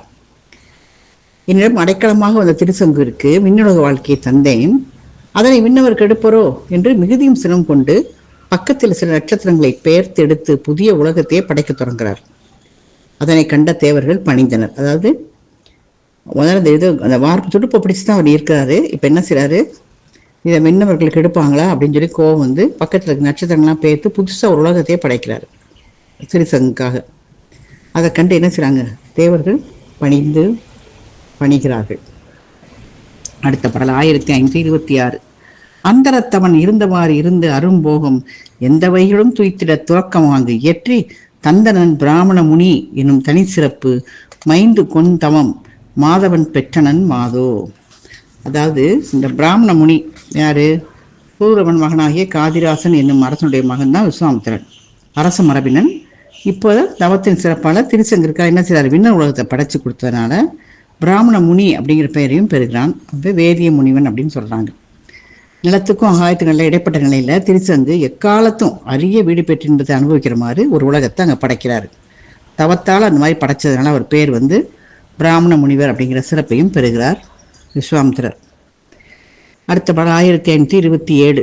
இன்னவாறெல்லாம் தவப்பையின் இனிது முற்றுதலின் அன்ன வைப்பினை தவசித்தி புறவன அறைவர் மண்ணு மென்மலர் வாழ்க்கை ஓய் மற்ற மன்னகர்க்கு பன்னு பல்வகை நாமமும் பகிர்தும் கேட்டி. அறைவனா கூறுவர், கேட்டினா கேட்பாயாக. அதாவது மென்மையான தாமரை மலரில் வீட்டிற்கும் பிரம்மனே, இந்த முறையில் தவத்தின் பயன் எளிதாக முற்றியதால் அவ்விடத்திற்கு தவசித்திபுரம் அப்படின்னு சொல்லுவாங்க. எதை பேரூர் இதை பற்றி யார்கிட்ட சொல்லிட்டு இருக்காரு, பெருமான் சொல்லிட்டு இருக்காரு. அவர் சொல்றது தான் இப்படி சொல்றாரு. இந்த தவத்தோட பயனால அது பேரூர் தவசித்திபுரம் சொல்றாங்க. மற்றும் அந்நகரத்திற்கு பல பேர்கள் உள்ளன, அவற்றை கூறுவோம் கேட்பாயாக. வேற என்னென்ன பேர் இருக்குன்னு நான் சொல்றேன் கேளு அப்படின்னு சொல்லி சொல்றாரு. அடுத்த பாடல் 1528. அச்சுதன் முதலோர் காணா தமர் பரவெடியதாய் நாம் சச்சிதானந்தமான தாண்டவம் இயற்றா நிற்ப நிச்சலும் மேல்பால் ஓங்கி நிற்றலால் புலவரெல்லாம் மெச்சும் அந்நகர மேலை சிதம்பரமாயதன்றே. அச்சுதன்னா திருமால், பறவைனா சிற்பரவியோகம், சச்சிதானந்தம் சொன்னால் சத் சித்து ஆனந்தம், இது மூணு சேர்ந்தது. உண்மை அறிவு தான் ஆனந்தம். அதாவது திருமால் காணப்பெறாத அந்த பறவழியாக அமைந்த அந்த இடத்துல நான் சச்சிதானந்த நேரத்தை செய்கின்றோம். அதனால் மேற்கு பகுதி உயர்ந்து விளங்குவதால் தேவர்கள் நகரை மேலை சிதம்பரம் அப்படின்னு வழங்குறாங்க. மேற்கு பகுதி உயர்ந்து உள்ளது தான் பேர் பகுதி, அதனால அந்த நகரை மேலை சிதம்பரம் அப்படின்னு சொல்றாங்க அப்படின்னு சொல்றாரு. அடுத்த பாடல் 1529. எண்ணில் பல்வரைக்கும் வேந்தாம் இமவரை ஆதி போலாம் வண்ணனம் வடிவாம் வெள்ளி மலையகத்து இருத்தலானும் திண்ணிய பாதகங்கள் சீத்து வீடழித்தலானும் நன்னும் அந்நகருக்கு தேர்ந்தோர் நாட்டுவர் பேரூர் நாமம். அதாவது அளவில்லாத பல மலைகளுக்கும் தலைமை உடையதாக இருப்பது இமயமலை, அந்த மலையை போல இல்லாம நம் வடிவாக இருப்பது வெள்ளியங்கிரி. யார் சொல்ற, பெருமான் சொல்றார். நம் வடிவுனா அவரோட வடிவு, அதாவது லிங்க வடிவாக இருக்குன்னு சொல்றாரு. கொடிய பாதங்களை செய்தாலும் அவற்றை அழித்து வீடு பெற்றை அழைத்தலால் அந்த நகருக்கு பேரூர் அப்படின்னு சொல்லி பெயர் சொல்வார்கள் என்று சொல்லுகிறார். அதாவது பெருமான் பேருடைய புகழை, அதனுடைய பெருமைகளை அவரே பெருமான் வாயால சொல்வதாக இந்த பாடல்லாம் அமைஞ்சிருக்கு. அடுத்த பாடல் 1530. உத்தம நகரம் ஈதென்று உம்பர்கள் முதலானோர்கள் பத்தியில் பணிதலானும் பத்தி இல்லாரும் அங்கு வைத்த தம் கரும முற்ற வைகினும் அவர்க்கும் பத்தி மெத்துதலானும் பத்தி புரியன விளக்கம் சாலும். பத்தியில் பணிதலாம், பத்தி மெத்துதல் வரிசை அப்படின்றதுல என்னன்னா பத்தி புரி அப்படி வழக்கம் சொல்லி சாலும் பொருந்தும் அப்படின்னு கூட்டிக்கணும். பத்தியில் பணிஞ்சாலும் அது பொருந்தும், அப்படி பத்தியில் அந்த மாதிரி அர்த்தம். அதாவது சிறந்த நகரம் இது என்று கருதி தேவர்கள் முதலானவர்கள் பத்தியினால் பணிந்து வணங்குவதாலும் பக்தி இல்லாதவரும் அங்கு தங்கி தம் செயல் முடியும் பொருட்டு தங்கியதாலே அவர்களுக்கு பத்தி பொருந்துவதாலும் இது பக்தி புரி அப்படின்னு பெயர் வருது. பக்திக்காகவே இருக்கிறவங்களும் பணிஞ்சு வணங்குறாங்க, பத்தி இல்லாமல் என்ன செய்றாங்க, அங்கே தங்கி அவங்களுடைய வேலை அவங்க செயலை செய்கிறது பொருட்டு அங்கே தங்கினாலும் அவங்களுக்கு அந்த பத்தி பொருந்தும். அவங்க அதனால இந்த ஊருக்கு என்ன பேர், பத்திபுரி அப்படின்னு பெயர் விளக்கமாக பெற்றதுன்னு சொல்றாரு. அடுத்த வரல 1531. வந்தனர் பணிகின்றார்க்கு வரம்பில் ஆனந்தம் ஆங்கே தந்திடலானும் ஓங்கள் தையலோடு எமக்கு சால அந்தில் வாழ் திருக்கை தன்னில் ஆனந்தம் விளைதலானும் புந்தமி கருளு மந்த புறம் என்றாமல். அதாவது ஓங்கல்னா தையல், மலைமகள்னு அர்த்தம். ஓங்கல்னா மலை, அது அந்தில்னா அந்த இடத்துல. புந்தமிக்கு அருளும் அந்த புறங்கிறது புந்தியில மிகுதியாக தோன்றி அருளுகின்ற அந்த நகரம். அந்த புறம்னா அந்நகரம்னு அர்த்தம். அந்த புறம்னா அரண்மனையில் இருக்கிற அந்த புறம் இல்லை, அந்த நகரம், அந்த புறம், அந்த இடம் அப்படின்னு அர்த்தம்.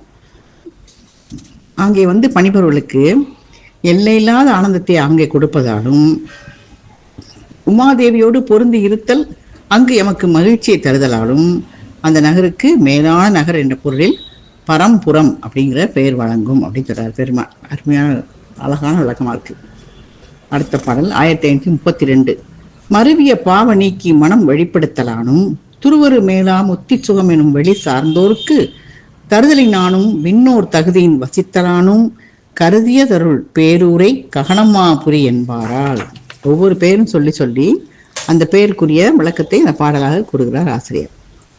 வெளிப்படுத்தலானும் தருதலினாலும் வசித்தலாலும் எல்லாம் மூணுமே வச்சுக்கணும் அப்படின்னு நினச்சிக்கணும். ஒன்னொன்றுக்கும் அது பேர் என்ன, ககனமா அப்படின்னு அர்த்தம். ககனம்னா ஆகாயம், அதுக்கு மேலே இருக்கிற வெட்ட வெளின்னு அர்த்தம். அந்த வெளியிடத்தை தருதனால இது ககனபுரின்னு சொல்கிறாங்க. துருவரும் அப்படின்னா ஆராய்தலுக்குரிய அந்த மேலான முத்தி என்பதுதான் துருவரும். துருவுதல்னா ஆராய்தல், துருவி துருவி கேட்குறான் அப்படின்னு சொல்லுவோம்ல, அந்த இதுதான். அந்த மாதிரி அந்த ஆராய்வதற்குரிய இன்பம் உடையது. வந்து வழிபட்டோருக்கு அவர்கள் செய்த பாவத்தை போக்கி மனதை என்ன அது வெட்ட வெளியே ஆக்கிடுவார். அந்த மாதிரி ஆக்குறதுனாலையும் அந்த ஆராய்ந்து நம்ம காண்பதற்கரிய அந்த மேலான முத்தி பேரின்பம் அப்படிங்கிற சுகத்தை கொடுக்கறதுனாலையும் தேவர்கள் இங்கே வாழ்றதுனாலையும் இதை வந்து என்ன சொல்கிறாங்க, ககனமாபுரி அப்படின்னு சொல்கிறாங்க. ககனம்னா ஆகாயன்னு சொன்னோம்ல, அந்த மாதிரி அதை வந்து ககனமாபுரிங்கிற பேரை பற்றி மிகவும் அருமையான இது சொல்லிகிட்டே இருக்கார். ஒவ்வொரு சொல்லுக்கும் ஒவ்வொரு அது பேர் என்னென்ன பேரில் கூப்பிட்றவங்களுக்கு எவ்வளோ விளக்கமாக சொல்கிறாரு. அடுத்த படம் 1533. எதனை மற்ற எவர்கள் வேட்டங்க எய்தினும் அதனை அன்னோர் மதவுறப் பெறுதலானும் வளவிய ஆசை ஆதி கதும் எனக் களைதலானும் கண்ணுனர்க்கு இன்ப வெள்ளம் புதுவதின் இயலும் போத புறமெனப்படும் அப்பேரூர். அதாவது மதவுறனா மிகுதியாக அர்த்தம். வளவியனா கலந்த, விளைந்த, விளைவுதல்னாலும் வளவியனாலும் கலந்தன்னு அர்த்தம் தான். கதும் அப்படின்னா விரைவாக. கண்ணுனருக்கு இன்ப வெள்ளம், அதாவது பார்க்க தியானிப்போருக்கு பேரின்பத்தை கொடுக்கிறது. புதுவதினும் இயலும் பொருட்கள் அது புதிதாகன்னு அர்த்தம். அது எந்த ஒரு பொருளை யார் விரும்பி அங்கே வந்தாலும் அதனை அங்கே பெறுவதாலும் அந்த பெரிய ஆசை முதலியவற்றை நீக்குவதாலும் தியானம் செய்வோருக்கு பேரின்பத்தை கொடுத்தலாலும் இதற்கு என்ன பேர், போதபுரம் அப்படின்னு பேர். பேருக்கு போதபுரம் பேர் பாருங்க. விரும்பி யார் விரும்பி வந்தால் அது கிடைக்கும், ஆசையெல்லாம் நீங்கிடும், தியானம் செய்கிறவருக்கு பேரின்பம் கிடைக்கும். அதனால் அது பேருக்கு போதபுரம்னு ஒரு பேர். அடுத்த பாடல் 1534. பெருகிய செல்வ மன்னி பேது செய் அழுக்காறு ஆதி திருகிய குற்ற நீக்கி செறிந்திடும் மனைகள் தோறும் மருவிய சிருங்காரத்தின் வன்குண நடித்தலாலே பொருவில் நாட்டிய புறப்பேர் பூண்டது பேரூர் வைப்பு. அதாவது செல்வம் மிக்க போது மனதை மாற்றி அழுக்காறு முதலே தோன்றும். எப்பவுமே நம்மளுக்கு செல்வம் அதிகமானாலே நம்மளுடைய குணம் மாறிடும். அந்த மாதிரி பொருளே பொருள் முடிக்கும் போகமே அரும்போகம் செய்யும் அருளே அப்படின்னு அந்த அபிராமதாயில் வருதுல்ல, அந்த பொருள் தான், பொருளும் அவர் தான், அந்த பொருளை முடிக்கிற போகமும் அவர் தான், அந்த அரும்போகம் செய்கிற அருளும் அவர் தான் சொல்லி அபிராமதாயில் வரும். அது மாதிரி அழுக்காறு முதலை தோன்றும் போது என்ன செய்யணும், அதை நீக்கி அன்பு காதல் குணங்களை நிலைநாட்டி அதை மிக்க செயல்படுமாறு அப்படி செய்கிறதுனால இதுக்கு நாட்டியபுரம்னு பேராம். இது பாருங்க, அழுக்காறு இதெல்லாம் வந்தால் அதை நீக்கிட்டு அன்பு குணம்லாம் நிலைநாட்டுறதுனால நாட்டியபுரம். அழுக்காறு நீக்கிய இல்லங்களை என்ன ஆகும், அன்பும் காதலும் நாட்டியம் செய்யும். அதாவது அங்கு மகிழ்வாட நாட்டியபுரம் இருக்கும் அப்படின்னு சொல்றாரு. சிருங்காரம்னா அன்பு காதல் அப்படிங்கிற அர்த்தத்தில் சொல்றாரு. அங்கு செல்வம் நடமாடுவது போல் அவர்களுக்கு என்ன ஆகும், அன்பு காதல்லாம் அங்கு நாட்டியம் செய்யுமா. மிகுதியான செல்வம் நிலை பெற்று மயக்கத்தால் அது பொறாமை முதலிய குற்றங்கள் தோன்றினால் அதை நீக்கி மக்கள் நிறைந்து வாழ்கின்ற வீடுகளெல்லாம் அன்பாகிய குணம் நடித்து கொண்டிருக்கும் அந்த சிறப்பு பொருந்தியதுனால இதுக்கு நாட்டியபுரம் பெயர் ஏற்பட்டதுன்னு சொல்றார். அடுத்த பாடல் 1535. எவ்வகை திருவும் வேட்டோருக்கு ஏக்கும் காரணத்தினானும் எவ்வகை திருவினோடும் இருநிதி குடலானும் அவ்வியம் அணுக்குமாகி தாண்டவம் ஆடலானும் அவ்வியர் பேரூர் ஆதிபுரி என அகிலத்து ஓங்கும். காரணத்தினானும் கூடலானும் ஆடலானும் இப்படிலாம் சொல்றாருல, அது என்னன்னா அதுதான் ஆதிபுரின்னு கூட்டிக்கணும். அதோட இந்த காரணத்தினால ஆதிபுரின்னு வச்சிருக்கு பேரு, கூடல்னால ஆதிபுரி, அப்படி ஒவ்வொன்றா சேர்த்து பொருள் பார்க்கணும். இமைக்கும்னா சேர்க்குது, இமைக்கும் கண்ணை மூடும்போது நமக்கு இமைய சேருதில்ல, அதான் சேர்த்தும். அவ்வியம்னா பொறாமை, அணுக்கும்னா நீக்கும். ஆதினா இறைவன் தான் ஆதிபுரி. அதாவது எத்தகைய செல்வம் விரும்பியோருக்கு கிடைக்கும் காரணத்தினாலும் எவ்வளவு மிகுதியாக செல்வம் இருந்தாலும் அவங்களுக்கு என்ன ஆகும், இருநிதியாக சங்கநிதி பதுநிதி வந்து கூடும். ஏற்கனவே நிதி செல்வம் நிறையா இருந்தாலும் இது ரெண்டு வந்து கூடுமா, சங்கநிதியும் பதுநிதியும். அப்புறம் பொறாமை நீங்குமாறு இந்த ஆதியாகிய இறைவனே சிலர் நடனம் புரியறாலும் ஆதிபுரி என்ற பெயர் உலகத்தில் மிகுதியாக வழங்கும்னு சொல்றார். இந்த ஊருக்கு ஆதிபுரிங்கிற பெயரும் வழங்கும் அப்படின்னு சொல்றார். அடுத்த பாடல் 1536. விண்ணவர் வியக்கும் செம்பன் மேருமால் வரை போந்தாங்கு வண்ணனம் உருவம் முற்றும் வன்மீக உருவாய் மூடி நன்னலால் அணைய பேரூர் வன்மீக நகரம் என்றும் திண்ணிய செம்பொன் மேரு நகர் என்றும் திகழ்வதாகும். அதாவது தேவர்கள் வைக்கும் பொன்னான மேருமலை வந்ததை போல அழகிய நம்முடைய சிவலிங்க திருமணியில இது புற்றாக மூடி இருக்குல்ல, அதனால இந்த பேர் இருக்கு வன்மீக நகரம் இல்லை மேரு நகரம் அப்படின்னு சொல்லியும் பேர் வழங்கும் அப்படின்னு சொல்றாரு. அடுத்த பாடல் 1537. துலங்கிய போகமெல்லாம் துவன்றி விண் அமுதின் மேலாம் இளங்கிரு நிதியின் நீடி உலோபரை எய்தல் இன்றி நலங்கிழர் மேறு போன்ற நன்மையினானும் அவ்வூர் புலங்கெழு செம்பொன் மேறுபுரியனும் அப்பேர் போனும். மேறுபுரின்னு பேர் ஏன் வந்துச்சுன்னா, துலங்கிய விளக்கமான அப்படின்னு துவண்டின நெருங்கி, விண் அமுதின் மேலாம் அதாவது தேவாமிரத்துக்கும் மேலாக, உலோபர் எய்தினா உலோபர்னா கஞ்சத்தனம் உள்ளவங்க, அவங்க எய்தின்றி அந்த மாதிரி உடையவர் இல்லாமல் எல்லா போகமும் இங்கே கிடைக்குது. தேவாமிரத்தில் மேலேயே சங்கநிதி பதுமநிதி கிடைக்குது. அதனால இங்கே என்ன ஆகுது, கஞ்சத்தனை உடையவர்கள் இங்கே வந்து சேர்றதில்லை. அதனால மேருமலர் போல நன்மைகள் இங்கே கிடைக்குது அப்படின்னு சொல்றாரு. அதாவது விளக்கமான போகம் முழுவதையும் தோற்றுவித்து இன்னொரு அமுதத்தின் மேலான இருநிதி சங்கநிதி பதுமநிதி அதுபோல உயர்ந்த புகழ் பெற்ற அந்த உலோகத்தன்மை உடையவர்கள் அடைதல் இல்லாமல்,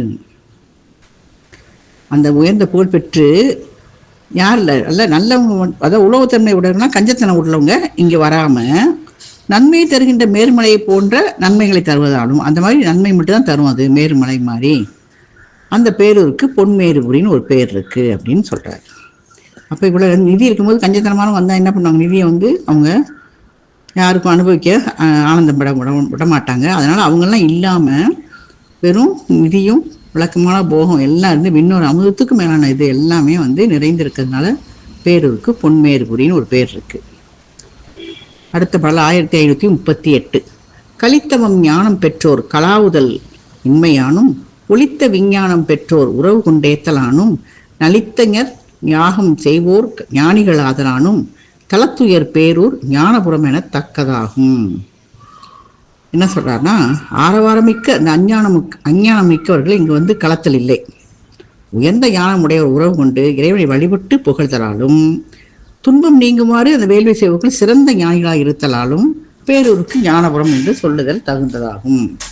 அப்போ என்ன, அஞ்ஞானம் மிக்கவர்கள் இங்கே இல்லை, ஞானம் உள்ளவர்கள் வேள்வி பண்ணுறாங்க. அப்போ அந்த ஞானம் உள்ளவர்கள் இறைவனை புகழ்றதும் துன்பம் நீங்குமாறு வேள்வி செய்யறதுனால அவங்க சிறந்த ஞானிகளாகவும் இருக்கிறனால பேரூருக்கு ஞானபுரம் பேரு. நம்ம கச்சியப்பமுனிவர் அருளிய பேரூர் பாடம் பார்த்துட்ருக்கோம். அதில் தல விசேட படலம் பாடல் 1539. போன பாட்டில் வந்து பேரூருக்கு ஞானபுரம் பேர். அது என்னென்னா, ஞானமுடையவங்க வேள்வி பண்ணுறாங்க, அஞ்ஞானம் உள்ளவங்க யாரும் இங்கே இல்லை, யாரும் கலந்து இல்லை. அதனால் இது வந்து தகுந்தது, பேரூருக்கு ஞானபுரம்ங்கிற பேர் தகுந்தது அப்படின்னு சொல்லி சொன்னார். இப்போ அடுத்த பாடலில் வேரொடு வினையை கீழ்ந்திட்டு இன்பங்கள் விளையானிற்கும் சீரொடும் எனது யான் என்னும் செருக்கிலார்க்கு இருக்கையாகி பேரொடு நிற்றலாலே பிரம்மமா நகரமாகும் பாரொடு வான நாளும் பணிதவ சித்தி வைப்பு. இப்போ எனது யான் என்னும் செருக்கு வந்து என்ன சொல்கிறான்னா, தானல்லாத உடம்பை நான், நம்ம இந்த உடம்பு நம்ம இல்லை, ஆனால் நம்ம அதை நம்மோடு என்றும் இயல்பில்லாத பொருளை எனதுன்னு கருதுகிறோம். அது மாதிரி இந்த பற்று செய்வதற்கு அதுக்கு ஏதுவாகிய மயக்கம்தான் அது. இந்த உடம்பு நான் என்னும் செருக்கு வந்து நம்ம வந்து அது மேலே பற்று வைக்கிறதுக்கு ரொம்ப ஏதுவாக இருக்கிறது. இது 340 திருக்குறளில் 346 பாடலில் இந்த பொருள் தான் சொல்லியிருக்காரு திருவள்ளுவர். அதாவது வினைகளெல்லாம் வேரோடு அகழ்ந்து எடுத்து இன்பங்களை விளைவிக்க யான் எனது என்னும் செருக்கற்று வாழ்வோருக்கு இருப்பிடமாக இருத்தலால் இது பிரம்மமானகரம் பெயர் பெற்றது. போன தடவை ஞானமுடவர்கள் வாழ்வதால் ஞானபுரம்னு பேர் வந்தது. இப்போ பிரம்மமானகரம்னு ஏன் சொல்கிறாருன்னா, இன்பங்களை விளைவிப்பதற்கு என்ன ஞான் எனது என்னும் செருக்கு இருக்குது, அந்த செருக்கு இல்லாமல் வாழ்பவருக்கு இருப்பிடமாக இருக்குது. அப்போ வினைகளெல்லாம் வேரோடு அகழ்ந்து எடுத்துட்டு இன்பங்களை விளைவிக்கிறதுக்கான பூமியாக இருக்கிறதுனால இதை பிரம்மமாநகரம் அப்படின்னு பெயர் பெற்றது. நில உலகத்தில் இருக்கிறவங்களும் வானுலகத்தில் இருக்கிறவங்களும் நாளும் வந்து வணங்குறாங்க, எல்லாரும் வந்து வணங்குறதுனால இது தவசித்திபுரம் அப்படின்னு பெயர் பெற்றது. தவம்னா செய்கிற தவத்துக்கு சித்தி, அதுக்கான பலனை கொடுக்குற தவசித்திபுரம் அப்படின்னு பேர். இப்போ பேருடைய ஒவ்வொரு பேருக்கும் காரணத்தை கூறிக்கொண்டே வருகிறார் ஆசிரியர். அடுத்த பாடல் 1540. பொன்னலர் ஆவி மாய்க்கும் உயர்மனு மறையோர் தம்மால் துண்ணு பாதகமாம் தெவ்வை தொலைத்திடப்பட்டோர் நாளும் மன்னினர் போற்றும் ஆற்றால் வளர்குட சிதம்பரம்தான் கொன்னவில் பெருமை சால கொழுங்குறுக்கேத்தி கேத்திரப்பேர் கொழுங்குறுக்கேத்திரப்பேர். அந்த குருக்கேத்திரம்னா குருஷேத்திரத்தை தான் சொல்கிறாரு. அந்த குருஷேத்திரம் என்ன செய்யுது, போரில் ஜெயிச்ச இடம், அந்த இடம் தான் குருஷேத்திரம். இங்கே அந்தகள் என்ன செய்கிறாங்க, அந்த பாதகங்கள் அந்த பகையை உயர்ந்த மந்திரங்களால் வென்றுறாங்க. அதனால தான் அதுக்கு குருட்சேத்திரம்னு பேர் வந்துச்சு. அப்போ இங்கேயும் அதனால தான் அந்த பேர் வருதுன்னு சொல்லி அது காரணம் சொல்கிறாரு. ஒன்னலர்னா பகைவர்கள், மனுனா மந்திரம், துண்ணும் பாதகமாம் தெவ்வை அப்படின்னு வருது. அப்படின்னா நெருங்கிய அந்த பாதகங்களாகிய பகையை அப்படின்னு சொல்லி அர்த்தம். நெருங்கிய தெவ்வை பாதகம் அப்படின்னு சொல்கிறாரு. கொன்னவில் பெருமை அப்படின்னா அச்சமில்லாத பெருமை. கொன்ன அப்படின்னா நம்ம கொல்ற கொன்ன கிடையாது, அச்சம் இல்லாமல் அந்த கொன்னவில் பெருமை, அச்சமில்லாத பெருமைன்னு சொல்கிறார். அதாவது பகைவர் உயிரை போக்குற இந்த உயர்ந்த மந்திரங்களுடைய பிராமணர்கள் நிறைந்த இந்த பாதகங்களாகிய பகைவரை தொலைத்து எக்காலத்தும் நிலைபெற வணங்குதலால். அப்போ அந்த வேதங்கள் சொல்கிற மந்திரங்களுடைய பிராமணர்கள் பகைவருடைய உயிரை போக்குற மாதிரி அந்த மந்திரங்களிலே பகைவருடைய உயிர்கள்லாம் போயிடுது. அப்போ பகைவரை தொலைத்து எக்காலத்தும் நிலைபெற அது வணங்குறதுனால இதே மேலை சிதம்பரம் பெயர் பெற்று வழங்குற இந்த ஊர் என்ன சொல்கிறாங்க, குருஷேத்திர போர் அப்படின்னு சொல்லி ஒரு பேர் சொல்கிறாங்க. போரில் குருஷேத்திரம் போர் இடத்துல வென்றது எப்படின்னா, அங்கே அந்தணர்கள்லாம் பகையை உயர்ந்த மந்திரங்களால் வென்றார்கள்னு சொன்னோம்ல. அதனால் இங்கேயும் பகைவர் உயிரை போக்குவதற்காக அந்த பிராமணர் நிறைந்த அந்த பாதங்களாகிய பகைவரை தொலைத்து எந்த காலத்தையும் நிலை பெற்று வணங்குகிறாங்களோ இந்த இடத்துக்கு பேர் குருஷேத்திரம் அப்படின்னு பெயர் பெற்றது. அடுத்த பாடல் 1541. மண்டிய மூலம் கண்ம மாயை என்று உரைக்கப்பட்ட விண்டிடற்கு அரிய பாசம் விலகினர் பசுக்கள் ஆங்கு கண்டரு பதியா நம்மை கண்டு கொண்டிருக்கும் ஆற்றால் பண்டெனப்படும பேரூர் பசுபதிபுரம் என்றாகும். இப்போ பசுபதிபுரம்ன்றது எப்படி பேர் வந்துச்சுன்னு அடுத்த பாட்டில் சொல்கிறார். என்னன்னா, மூலம்னா உங்களுக்கு தெரியும், ஆணவம். எல்லாவற்றுக்கும் மூலமலம் ஆணவம் தான் மூலமலம்னு சொல்கிறோம். கண் தருப்பதினா ஞானத்தை தர்ற பதி, எது பேரூர் தான். என்ன சொல்கிறாங்கன்னா, நிறைந்த ஆணவம் கண்மம் மாயை என்று கூறப்படும் அந்த நீக்குதற்கு அரிய இந்த எதையும் நீக்க முடியாத மும்மலங்களையும் நீங்கி இந்த உயிரினங்களாகிய பசுக்கள் எல்லாம் இந்த இடத்துல ஞானம் தரும் பதியாக நம்மை வழிபட்டு கொண்டிருக்கிறதால பேரூருக்கு பசுபதிபுரம் அப்படின்னு பேர். அப்போ மும்மலமும் நீங்கும். நம்ம பேரூரில் வழிபட்டால் நமக்கு மும்மலங்கள் நீங்கி இங்கு ஞானம் தரும் பதியாக இருக்கிறது பாருங்கள். அதனால தான் இதுக்கு பசுபதிபுரம்னு பேர். ஒருக்கு நம்ம ஞானம் வர்றதுக்கு என்ன சொன்னோம், பேரூருக்கு ஞானபுரம்னே ஒரு பேர் இருக்குது. இந்திய 2 பாடல்கள் சொன்னார். இப்போ பசுக்களுக்கு அந்த இது நீங்கி ஞானம் கொடுக்கறதுனால பேரூருக்கு பசுபதிபுரம் என்று பெயராகும். அடுத்த பாடல் 1542. மல்குமா மகிமை பேற்றால் மாபுரம் என்றும் தேசு பில்கிற சதவெற்பான பெற்றியே நடித்தலானும் மல்கிற சதமன்றாடற்கு அமைந்திடலானும் மாய்ந்தோர் பல்கிரசதமன் ரெண்டும் பசுபதிபுரத்தை சொல்வார். என்ன சொல்றேன்னா, பில்கு ரசத வெறுப்பு அப்படின்னா துடிக்கும் வெள்ளியங்கிரி, பல்கு ரசத மன்றுனா பெருகிய வெள்ளி மன்று, பல்குனா பல்கி பெருகிற வெள்ளியங்கிரின்னு சொல்கிறார். அதாவது நிறைந்த பெருமையை பெற்றிருப்பதால் மாபுரம் பேர். அந்த ஒளிமிக்க வெள்ளியங்கிலிருந்து நடனம் செய்கிறதுனாலையும் வெள்ளி மன்றில் பொருந்தி இருக்கிறதுனாலையும் இந்த பசுபதிபுரம் ஆகிய பேரூரை வெள்ளி மன்று அப்படின்னு சொல்கிறாங்க. ஒன்று வெள்ளியங்கிரி மலையாலையும், இன்னொன்று அவர் வெள்ளி மன்றம் அமைத்து தானே பெருமாள் நிறுத்த பள்ளத்தை பார்த்தோம்ல. அப்போ அந்த வெள்ளி மன்றத்துலேயும் பொருந்தி இருக்கிறதுனால இந்த பசுபதிபுரம் ஆகிய பேரூருக்கு வெள்ளி மன்றுன்னு ஒரு பேர் இருக்குது அப்படின்னு சொல்கிறார். அடுத்த பாடல் 1543. ஒர்க்க முற்றிய வேட்டோர்க்கு ஓங்கு பூதானம் என்னும் அற்கிய செல்வ நல்களால் குந்த காணம் என்று நற்சபை இறைஞ்சினோர்க்கு ஞானம் அங்கு உறுத்தும் ஆற்றால் சிற்சபை என்று மேலை சிதம்பரம் பெயர் பூண்டன்றே. எப்படின்னா, ஒர்க்கம் அப்படின்னா ஒர்க்க முற்றிய அப்படின்னு சொல்கிறால. ஒர்க்கம்னா வறுமை, இளம்பாடு ஒர்க்கம்னா ஆயிரண்டும் வறுமை அப்படின்னு சொல்லி தொல்காப்பியத்தில் இருக்குது. ஒர்க்கம்னா வறுமைங்கிற அந்த சொல்லுக்கு. அற்கிய செல்வம் அப்படின்னு சொல்கிறதுல அற்கிய செல்வம் நல்களால் அப்படின்னு சொன்னால் நிலையான செல்வம். அற்கினா அகன்ற அறிவு அப்படின்னு அர்த்தம், செல்வம்னா நிலையானன்னு அர்த்தம். திருக்குறளில் இந்த இது வருது, அற்கின்னா அகன்ற அறிவுன்னு. குந்தகானம் அப்படின்னா குபேரத்தில் இருக்க நவநிதியில் குந்தம்ங்கிறது ஒரு வகை நிதி. பதுமநிதி நவநிதின்னு சொல்கிற மாதிரி குந்தம்ங்கிறது ஒரு நிதி. அதாவது நில முதலீடு தானமாக கொடுக்கும் வறுமையுற்றோருக்கு நிலதானம் கொடுத்ததுனால பேரூருக்கு குந்தகானம்னு பேர் ஏற்பட்டதாம். அதாவது எப்படின்னா பாருங்கள், நிலத்தை தானமாக கொடுக்குற வறுமையுற்றவர்களுக்கு நிலம் கொடுத்து கொடுத்து வறுமை ஆயிட்டாங்கன்னா அவங்களுக்கு நிலதானம் கொடுத்ததுனால பேரூருக்கு குந்தகானம் பேராம். சிற்சபைனா சிற்சபை, சித்து ப்ளஸ் சபை, அந்த ஞானம் மன்று, ஞானம் நடக்க இருக்கின்ற இடம். அங்கு அடைந்தோருக்கு ஞானத்தை கொடுத்தனால அது சிற்சபை அப்படின்னு பேர் வந்துச்சு. அதாவது ஞானம் மன்று, அங்கே அடைந்தவருக்கு ஞானத்தை கொடுக்குறாங்க, அதனால் அது சிற்சபைன்னு பேர் வருது. நிலத்தை தானமாக கொடுத்ததுனால குந்தகானம் அப்படின்னு ஒரு பேர் வருது. குந்தகானம் சிற்சபை ரெண்டும் இதோட பேர். அப்போ பாருங்கள், வறுமை முழுதும் நீங்க விரும்பியவர்களுக்கு உயர்ந்த நிலத்தானம் என்னும் நிலைத்த செல்வத்தை கொடுத்தலால். நம்ம வறுமை நீங்கன்னு சொல்லி பெருமாட்டை இந்த பேரூர் வணங்கினா அவங்களுக்கு இந்த உயர்ந்த நிலத்தானம் செய்தான் எது பேரூர். அதனால் அதுக்கு குந்தகானம்னு பேரூருக்கு.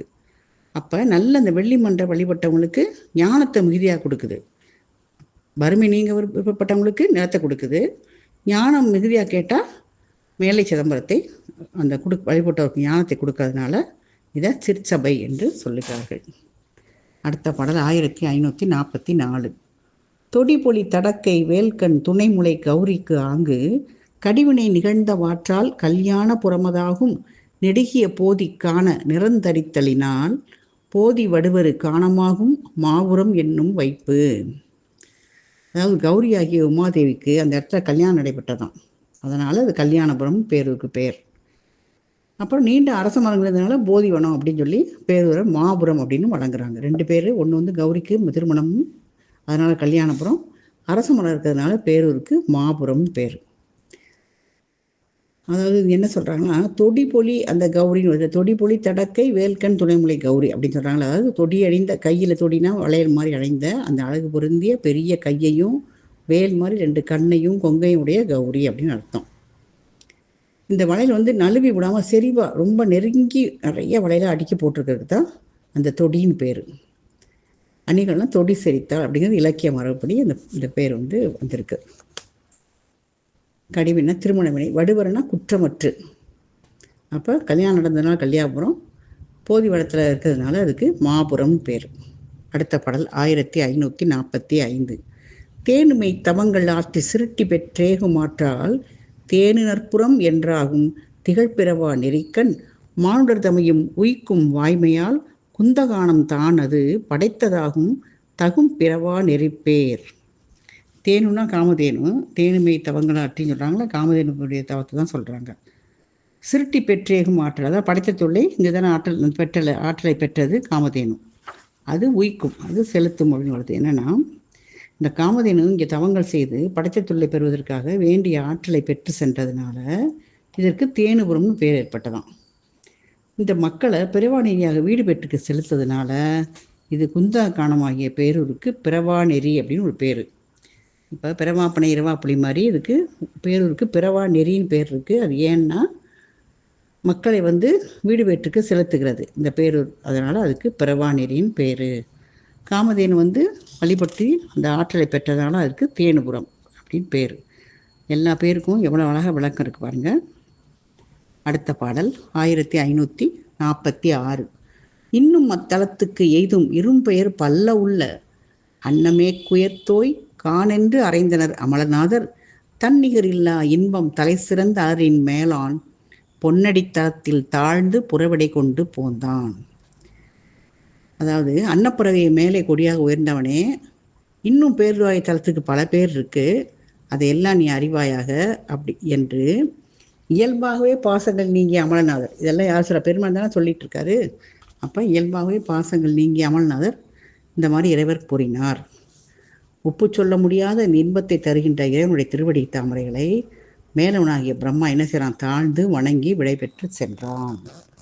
அவனுக்கு எல்லாம் கொடுத்துட்டு பேரை பற்றி இத்தனை பேரையும் சொல்லிட்டு இதெல்லாம் நீ அறிவாயாகன்னு சொல்லிட்டு பெருமான் சொன்ன உடனே பிரம்மா என்ன செய்கிறாரு? இறைவனுடைய திருவடிகளை வணங்கி விடைபெற்று செல்கிறார். அடுத்த பாடல் 1547. எரிதிரை காஞ்சி ஆடி எழுந்து சூழ் போதி காணத்து அறிவகள் அறிவதான ஆதிலிங்கத்தை போற்றி மறிவிழி மரட்டும் வாட்கண் மரகத மயிலை தாழ்ந்து வெறிக்கமழ் வெள்ளி மன்றும் விலங்கலும் தரிசித்தானால்.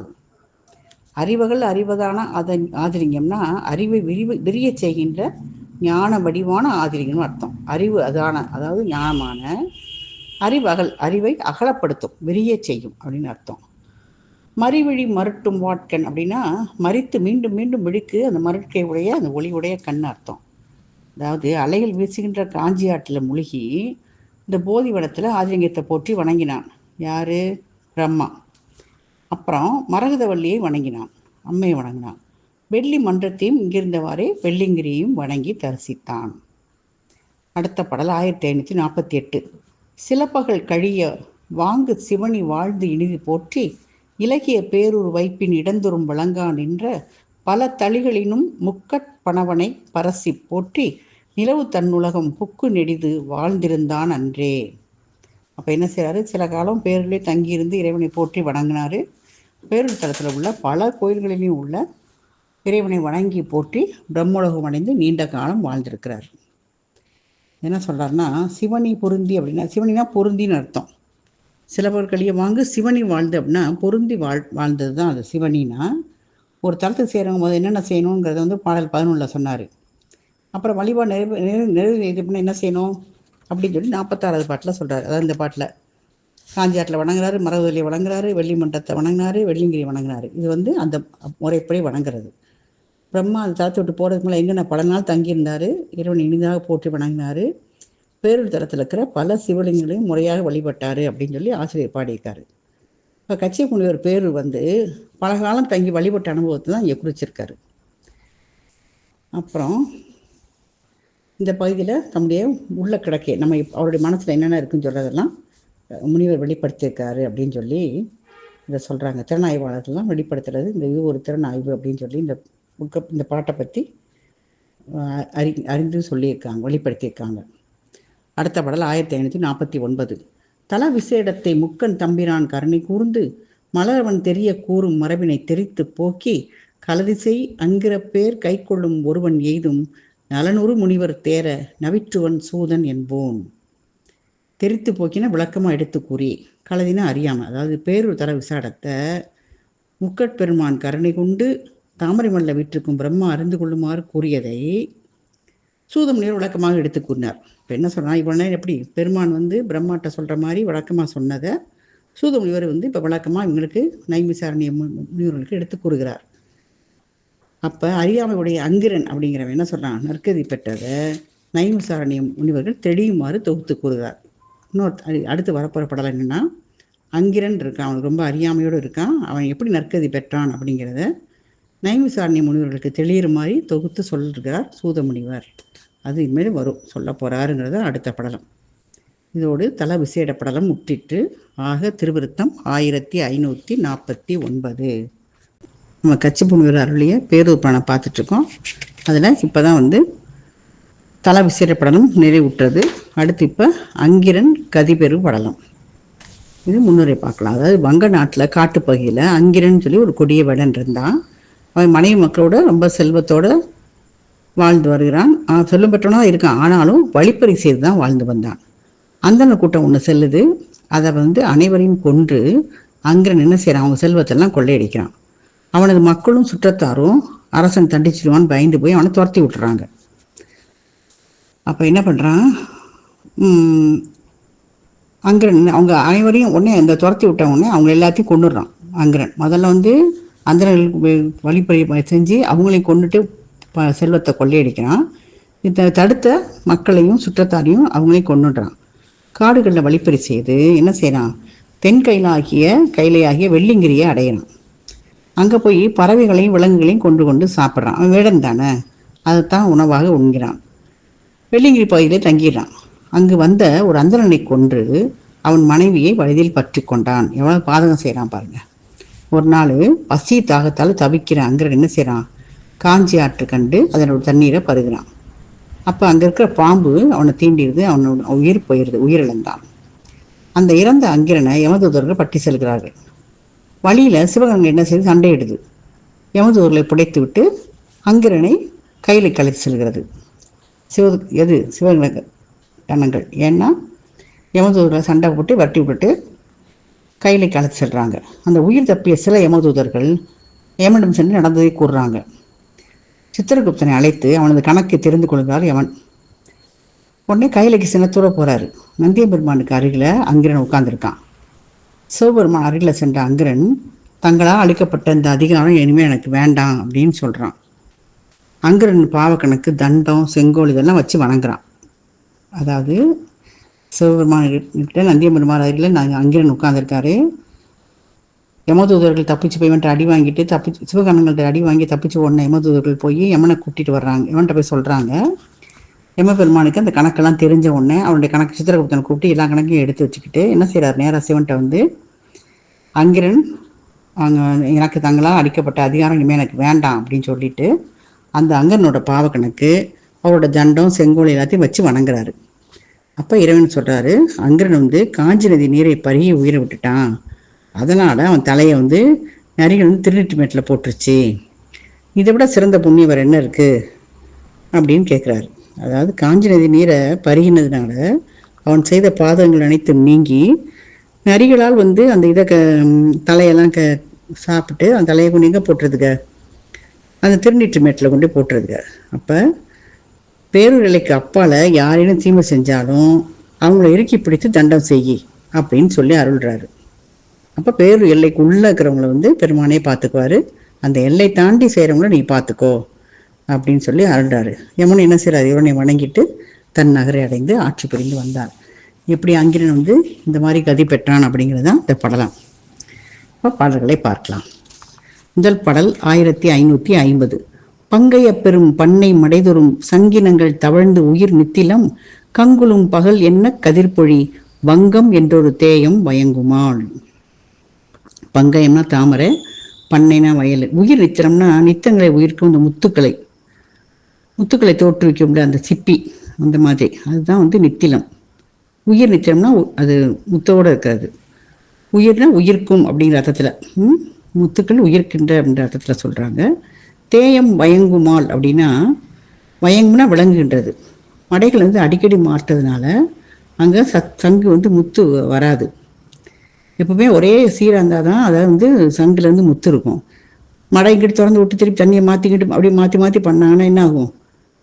அது மாதிரி இந்த பாடலில் வர அங்கனுடைய வாழ்க்கையும் அந்த மாதிரி மாற்றம் பெற்று நிலையில்லாததாக இருக்கிறதுன்னு சொல்லி அதுக்காக இந்த பாட்டை சொல்கிறாரு. தாமரை மலர்களுடைய பெரிய வயல் உள்ள மடைகள் தோறும் சங்கு கூட்டங்கள் ஊர்ந்து சென்று முத்துக்களை தோற்றுவிக்கும். அந்த முத்துக்கள் வெளிவிடும் ஒளியால் இரவு காலமும் பகற்காலம் என்று கூறும் முறையில் ஒளிகளை செய்யும் வங்கம் என்றொரு நாடு விளங்கியது. அங்கே வந்து இரவுல கூட ஒளிருமா. எதனால்னா அந்த நத்தை கூட்டங்கள் வந்து நிறைய முத்துக்களை உமிழ்ந்து அது வந்து ஒளி விடுதான். இரவு காலத்தில் அது ஒளி விடுறதை பார்த்தா பகல் போல் அவ்வளவு மின்னு ஒளி விடுகிறது. அந்த நாட்டு பேர் வங்கம் அப்படின்னு சொல்கிறார். அடுத்த பாடல் 1551. வங்கதேய வரைப்பின் ஒரு சிறை பொங்கு காணிடை புல்லிய வாழ்க்கையன் செங்கன் வேடன் வெறுவரு காட்சியன் அங்கிரன் எற்றை தரு நாமத்தான் என்று அரை தரு நாமத்தான். ஒரு சிறைனா ஒரு பக்கம், வங்கதேய வரைப்பின் ஒரு சிறை அப்படின்னா ஒரு பக்கத்தில் புல்லிய வாழ்க்கையன் தாழ்ந்த வாழ்க்கை உடையவன். யாரு? இந்த கதைக்குரிய பாத்திரத்தை சொல்லும் போது என்ன சொல்றாரு ஆசிரியர், அவன் காட்டில் வாழ்றவன் புல்லிய வாழ்க்கையன் அப்படின்னு சொல்லி அங்கனுடைய பாத்திரத்தை அமைத்து காட்டுகிறார் ஆசிரியர். அதாவது வங்க நாட்டின் பகுதியில் சிறந்த காட்டு பகுதியில் தாழ்ந்த வாழ்க்கையுடைய கொடிய வேடன், அவன் அஞ்சத்தகும் காட்சி உடையன், அவனுக்கு அங்கிரன் என்று பேரு அப்படின்னு சொல்றார். அடுத்த பாடல் 1552. தக்க காதல் மனைவியர் தாம் பலர் மக்கள் பற்பலர் மண்ணும் உரிமையின் ஒக்கலாரும் பலர் உடங்கு அன்முறத் தொக்க செல்வம் துவன்று உற வைகினான். ஒக்கல்னா சுற்றம், பலர் உடங்கு அன்முறை அப்படின்னா பலரும் ஒருங்கே சேர்ந்து நெருங்கி, தொக்க செல்வம் மிகுதியான செல்வம், துவன்றுனா விளங்குமாறு, அதாவது தகுதி வாய்ந்த மனைவியர் பலர் மக்கள் பற்பலர் உரிமை சுற்றத்தாரும் பலர், எல்லாரும் நிறையா இருக்காங்க அவருக்கு, மனைவி மக்கள் சுற்றத்தார் உரிமை எல்லாரும் அனைவருடன் ஒன்று சேர்ந்து நெருங்கி வாழும் தகுதிக்கு ஏற்ப மிகுந்த செல்வத்தோட அங்கே தங்கி வாழ்ந்து வர்றான். அடுத்த பாடல் 1553. அடையலார்க்கு அரியேறு உரல் அன்னவன் படைகள் ஏந்தி பலர்தனை சூழ்தர நடைவயிர் செலு மாந்தர்கள் நன்பொருள் அடைய வவ்விக்கொண்டு அஞ்ஞனம் வாழுநாள். அடையலார்னா பகைவர்கள், அரியர்னா ஆண் சிங்கம் போல. உரல்னா அந்த மாதிரி போன்ற நடை. வயிர் செல்வோர்னா அந்த வழியில் செல்றவங்க. அந்த பகைவர்களுக்கு எப்படி இருக்கான், ஆண் சிங்கத்தை ஒத்தவன் அவன். யார்? அங்கிரன். படைக்கருவிகளை கையில் எடுத்துக்கொண்டு வீரர் படை தன்னை சூழ்ந்து வர பல வீரர்களோடு கூட்டமாக போனால் வழிச்செல்வோர் பொருளை எல்லாம் வழிப்பறி செய்து கொண்டு அவன் வாழ்ந்து வந்த காலத்தில் அவன் எப்படி வாழ்ந்தான்றது இந்த பாட்டில் சொல்கிறாரு. அப்படி இருக்கும்போது என்ன ஆகுதுன்னு அடுத்த பாட்டில் பார்க்கலாம். 1554. கூர்த்த செல்வம் கொளித்திடு மாமக தீர்த்தம் ஆடவும் மன்றர்கள் செய்யவும் ஓர்த்த சுற்றமொடு ஒள்ளிய வந்தனர் போர்த்த ஓகையில் ஆற்றிடை போதுவார்.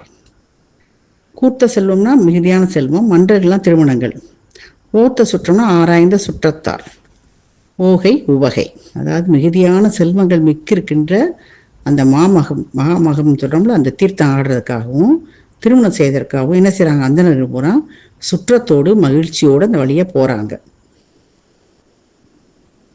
அடுத்த பாடல் 1555.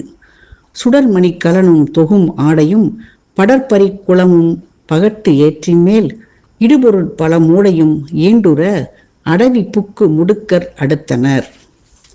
படற்பறிக்கூடிய குளம்னா அது ஒளிவிடுகின்ற பொன் குவியல், பகட்டேர்னா காளை, மூடைனா மூட்டை, முடுக்குன்னா முடுக்கர். முடுக்கர்னா அந்த முடுக்குன்னா மூளைன்னு சொல்லலாம், ஒரு மூளையில் அந்த மாதிரி. ஒளிவிடுகின்ற மணிபதிக்கப்பெற்ற அன்னிகளும் மிகுதியான ஆடைகளும் பொன்னும் இதெல்லாம் கொண்டு யார் வராங்க, அந்த அந்தனர்களுக்கு கல்யாணத்துக்காகவும் தீர்த்தத்துக்காகவும் போகிறாங்க.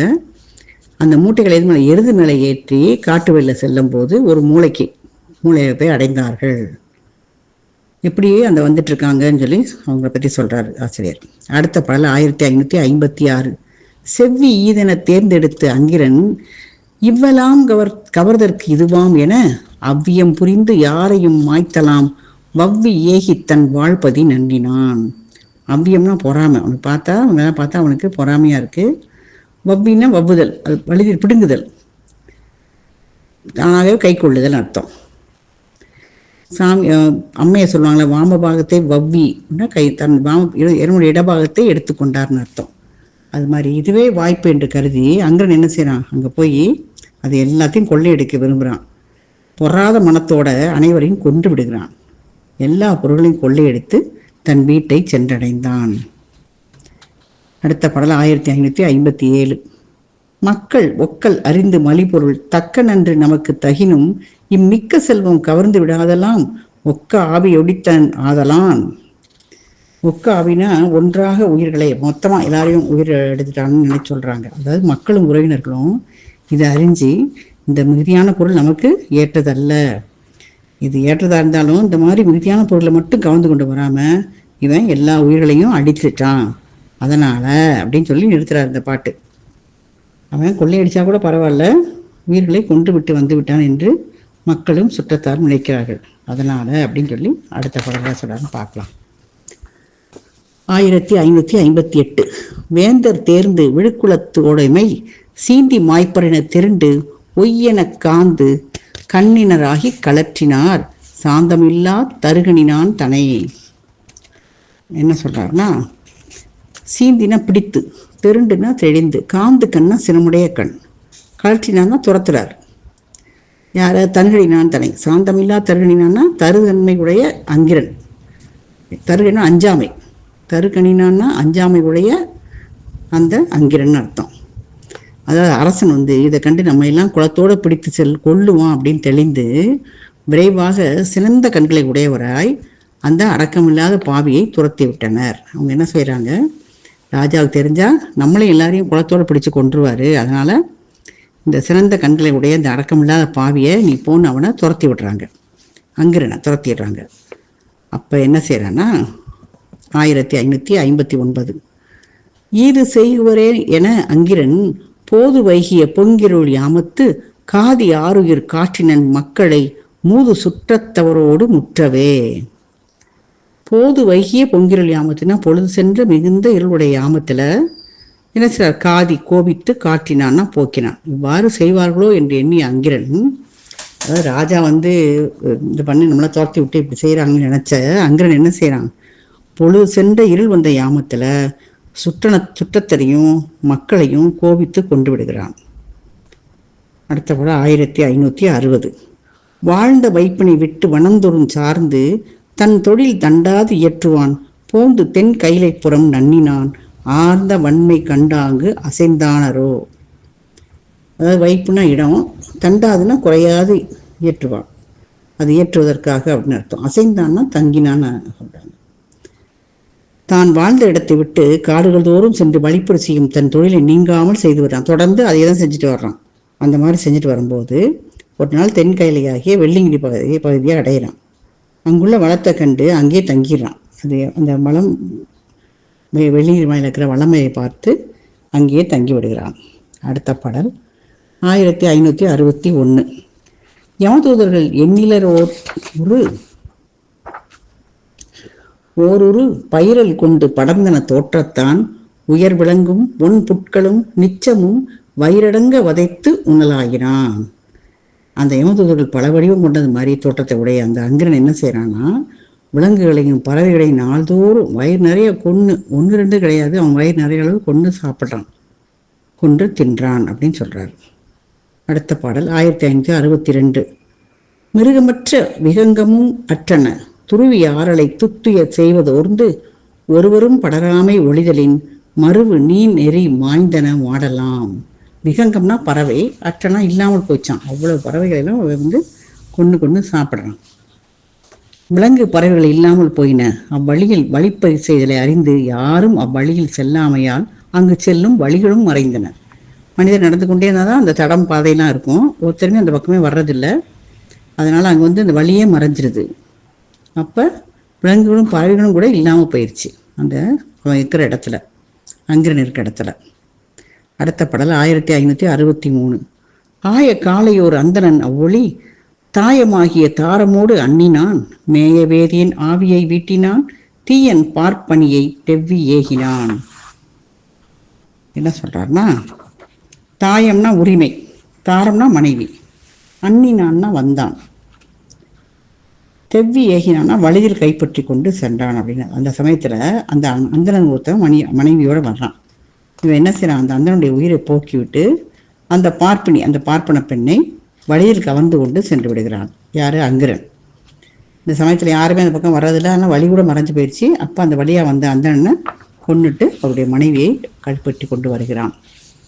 நம்ம கச்சியப்ப முனிவர் அருளிய பேரூர் புராணம் பார்த்துட்ருக்கோம். அதில் அங்கிரன் கதிபெரும் படலாம். இதில் பாடல் 1564. தனது இருக்கையை சார்ந்து உயர் பார்ப்பனி இனிது தன் வழி ஏவல் இயற்றுற நனி உறுத்து அச்சுறுத்தி இன்பம் நன்னினான் அணைய அங்கிரன் ஆங்கொரு நாள் பயின். அதாவது தன்னுடைய இருப்பிடத்தை அடைந்து அந்த பார்ப்பினியை, அந்த பெண்ணை, பிராமண பெண்ணை கடத்திட்டு இருந்தாலும் அதை தன் வழி ஏவல் செய்ய நன்றாக தண்டித்து அச்சம் கொள்ளுமாறு செய்கிறான். அந்த பெண்ணை துன்புறுத்தி அச்சம் கொண்டு தன்னுடைய வேலையெல்லாம் செய்ய வைக்கிறான். சிற்றின்பத்தை நுகர்ந்தான். அந்த மாதிரி செய்து வர காலத்தில் ஒரு நாள் என்ன செஞ்சாங்கிறத அடுத்த பாடலில் சொல்கிறார். 1565. வேட்டையாட விழைந்து தனுவோடு காட்டின் ஏகி கதழ்ந்து திரிதலான் வாட்டு தாகமும் வன் பசி ஈட்டமும் கோட்டி கொள்ள குலைந்து உள மீட்டனன். இதில் தனுனா வில், தனுவோடு பொறுக்கால வில்லோட, கதழ்ந்துன்னா கதழ்வும் துணிவும் அப்படின்னு, துணிவோட கதந்து ஓடுறது. கோட்டி குழல்லாம் தாகமும் பசியும் கூடி, அவனுக்கு தாகமும் பசியாகுது, வில்லோட போகிறான் வேட்டையாடுறதுக்காக. அது மாதிரி வேட்டையாடுறதுக்கு விரும்பி வில்லோட காட்டுட்டு போகும்போது அங்கே விரைந்து திரிகிறான், ஏதாவது கிடைக்குதான்னு. அப்போ தண்ணீர் தாகம் வாட்டியது, பசியும் சேர்ந்து வருத்த மனம் கலங்கி திரும்புகிறான். அப்போ அடுத்த பாடல் 1566. இருக்கை நாடிக்கொண்டு ஏகுகின்றான் இடை வறுக்கை மென் கனி மந்தி வகிர்ந்து உணா தருக்கு நீள் பொழில் ஊடு தவழ்ந்து செல் உருக்கொள் காஞ்சி ஒளி நதி கண்டனன். அப்போ என்ன செய்யறான், இருக்கைனா இருப்பிடம், இருக்கை நாடிக்கொண்டு அவன் இடத்தை நோக்கி தான் வர்றான். பசியும் தாகவும் வந்ததால் இருப்பிடம் செல்லும் வழி தெரியாமையால் தேடி செல்ல வேண்டிய நிலை ஏற்பட்டது. காட்டில் ஏதோ வழி தவறி போயிடுறான், அவனுடைய இடத்த தெரியாமல் தேட மாதிரி ஆயிடுச்சு.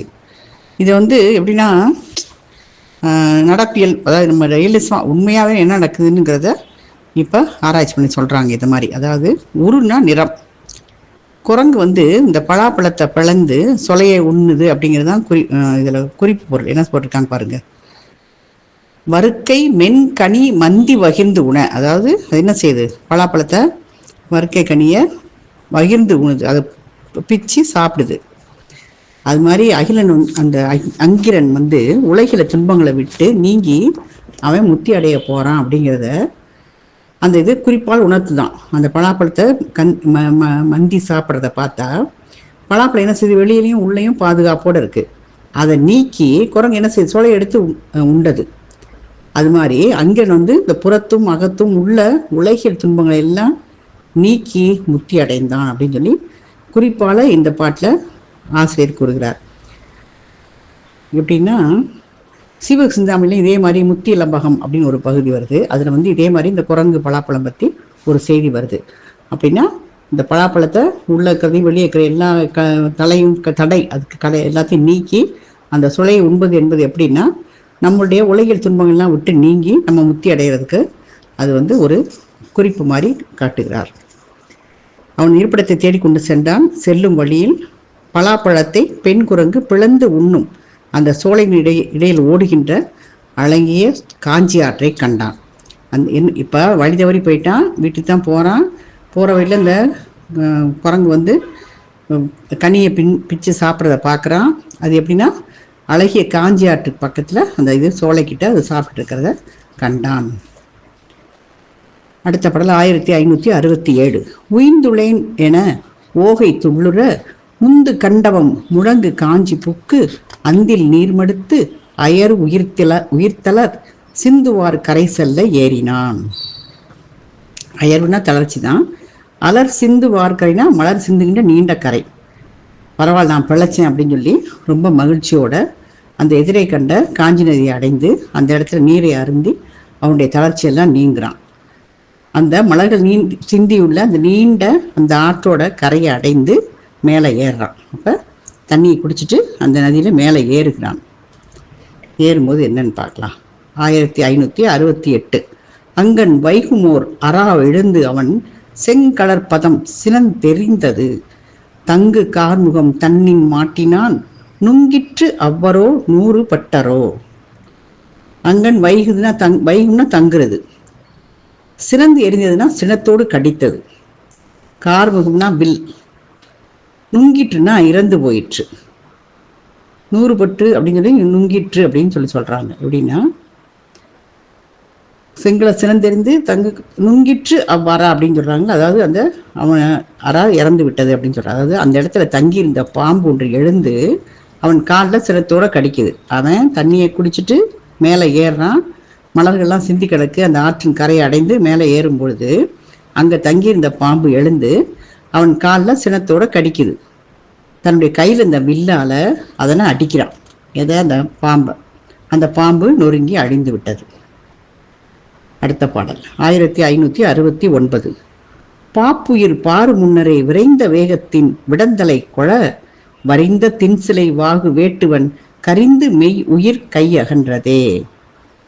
என்ன சொல்றாருன்னா, அந்த பாம்பு இவன் அடித்த வில்லை வச்சு அடித்து அது இறக்குறதுக்கு முன்னாலேயே என்னாச்சு, விரைந்து ஏறிய விடத்தின் வேகம் இவன் உடல் ஃபுல்லாக பரவி இவன் உடல் கருகி உயிர் நீங்கி விட்டான். அந்த கடிச்சோடனே இவன் வில்லை வச்சு அடிக்கிறான். பாம்பு இறந்து போகிறதுக்கு முந்தி இவனுடைய உடம்பு வந்து விஷம் வேகமாக ஏறி உடல் கருகி உயிர் நீக்கி விடுகிறான். பரிந்துதான் இறக்கப்பட்டு பாம்பு தான் பாப்பு அப்படின்னு சொல்கிறாங்க. மறிந்து கட்டப்பட்ட வலிமையுடைய அந்த வெள்ளை உடைய தோலை உடைய வேற்று என்ன ஆனா இறங்கி உடல் கருகி உயிர் நீங்கினான். அடுத்த பாடல் 1570. இறந்த வேடனை யமதூதர்கள் விறந்து முற்றினார் வெறுவத் தாக்கினார் மறிந்து நெஞ்சுக வலிதில் கட்டினார் நிறைந்த செல்லல் செய் நெறி கொண்டு ஏகினார். விறந்துன்னா நெருங்கி, செல்லல்னா செல்லல் தான். எப்படின்னா அந்த இறந்த அங்கிரனை யமதூதர்கள் நெருங்கி கட்டி அஞ்சுமாறு அடிக்கிறாங்க. மனம் சிதறுமாறு வலிதாக பிடித்து கட்டுகிறார்கள். மிக்க துன்பத்தோடு அந்த வழியை கொண்டு செல்கிறார்கள். அடுத்த பாடல் 1571. தெரிந்து மற்றது சிவகணங்கள் போய் எரிந்த குஞ்சியின் யமதூதரை முறிந்து வீழவும் முடங்களாகவும் இரிந்து போகவும் எரிக்கி மீட்டன. எரிந்த குஞ்சின்னா செம்ம நிறத்தை உடைய மயிரை உடையவர். இந்த ஆடவருடைய தலைமையில் தான் குஞ்சின்னு சொல்லுவாங்க. இரிந்துன்னா நீங்கி, எரிக்கினா அடித்து. அதாவது அந்த தெரிஞ்ச சிவகணங்கள் என்ன செய்தாங்க, போய் அந்த செம்மையான மயிரை உடைய யமதூதர்களை இற்று வீழவும் முடமாகவும் கெட்டு ஓடவும் அடித்து. அப்போ அந்த யமதூதர்கள் விடமாட்டேன்றதுனால இந்த சிவகணங்கள் அவர்களை ஓடவும் அடித்து அந்த வேடன் உயிரை அவர்களிடமிருந்து மீட்டனர். அப்போ யமதூதர்களிடமிருந்து சிவகணங்கள் அவனுடைய உயிரை மீட்டு கொண்டு செல்கிறார்கள். 1572 மீட்ட அங்கிரன் விண்ணின் மாதரார் நாட்டம் மேய்க்கவின் நல் விருந்துன ஏட்டை தீர்ந்து எழில் விமானம் ஏறிப்போய் சேட்டிரும் கைலாயம் சேர்ந்தனர். மேய்க்கவின்னா நல்ல அழகு, ஏட்டைனா இழைப்பு அப்படின்னு வரும். சேட்டிரும் கைலைனா மிக உயர்ந்த கைலை, நாட்டம்னா கண். அதாவது சிவகணங்களால் மீட்கப்பட்ட அந்த அங்கிரன் அந்த விண்ணில் உள்ள அறமகளிர் இவன் அழகை விருந்தாக நுகர துன்பம் நீங்கி சிறந்த விமானத்தில் ஏறி கைலாயத்தை சென்று அடைந்தான். எல்லாரும் சிவகணங்களும் அறமகளிர்களும் அவனை வரவேற்க அவன் எல்லா துன்பமும் நீங்கி சிறந்த விமானத்தில் ஏறி கைலாயத்துக்கு சென்று அடைகிறான்.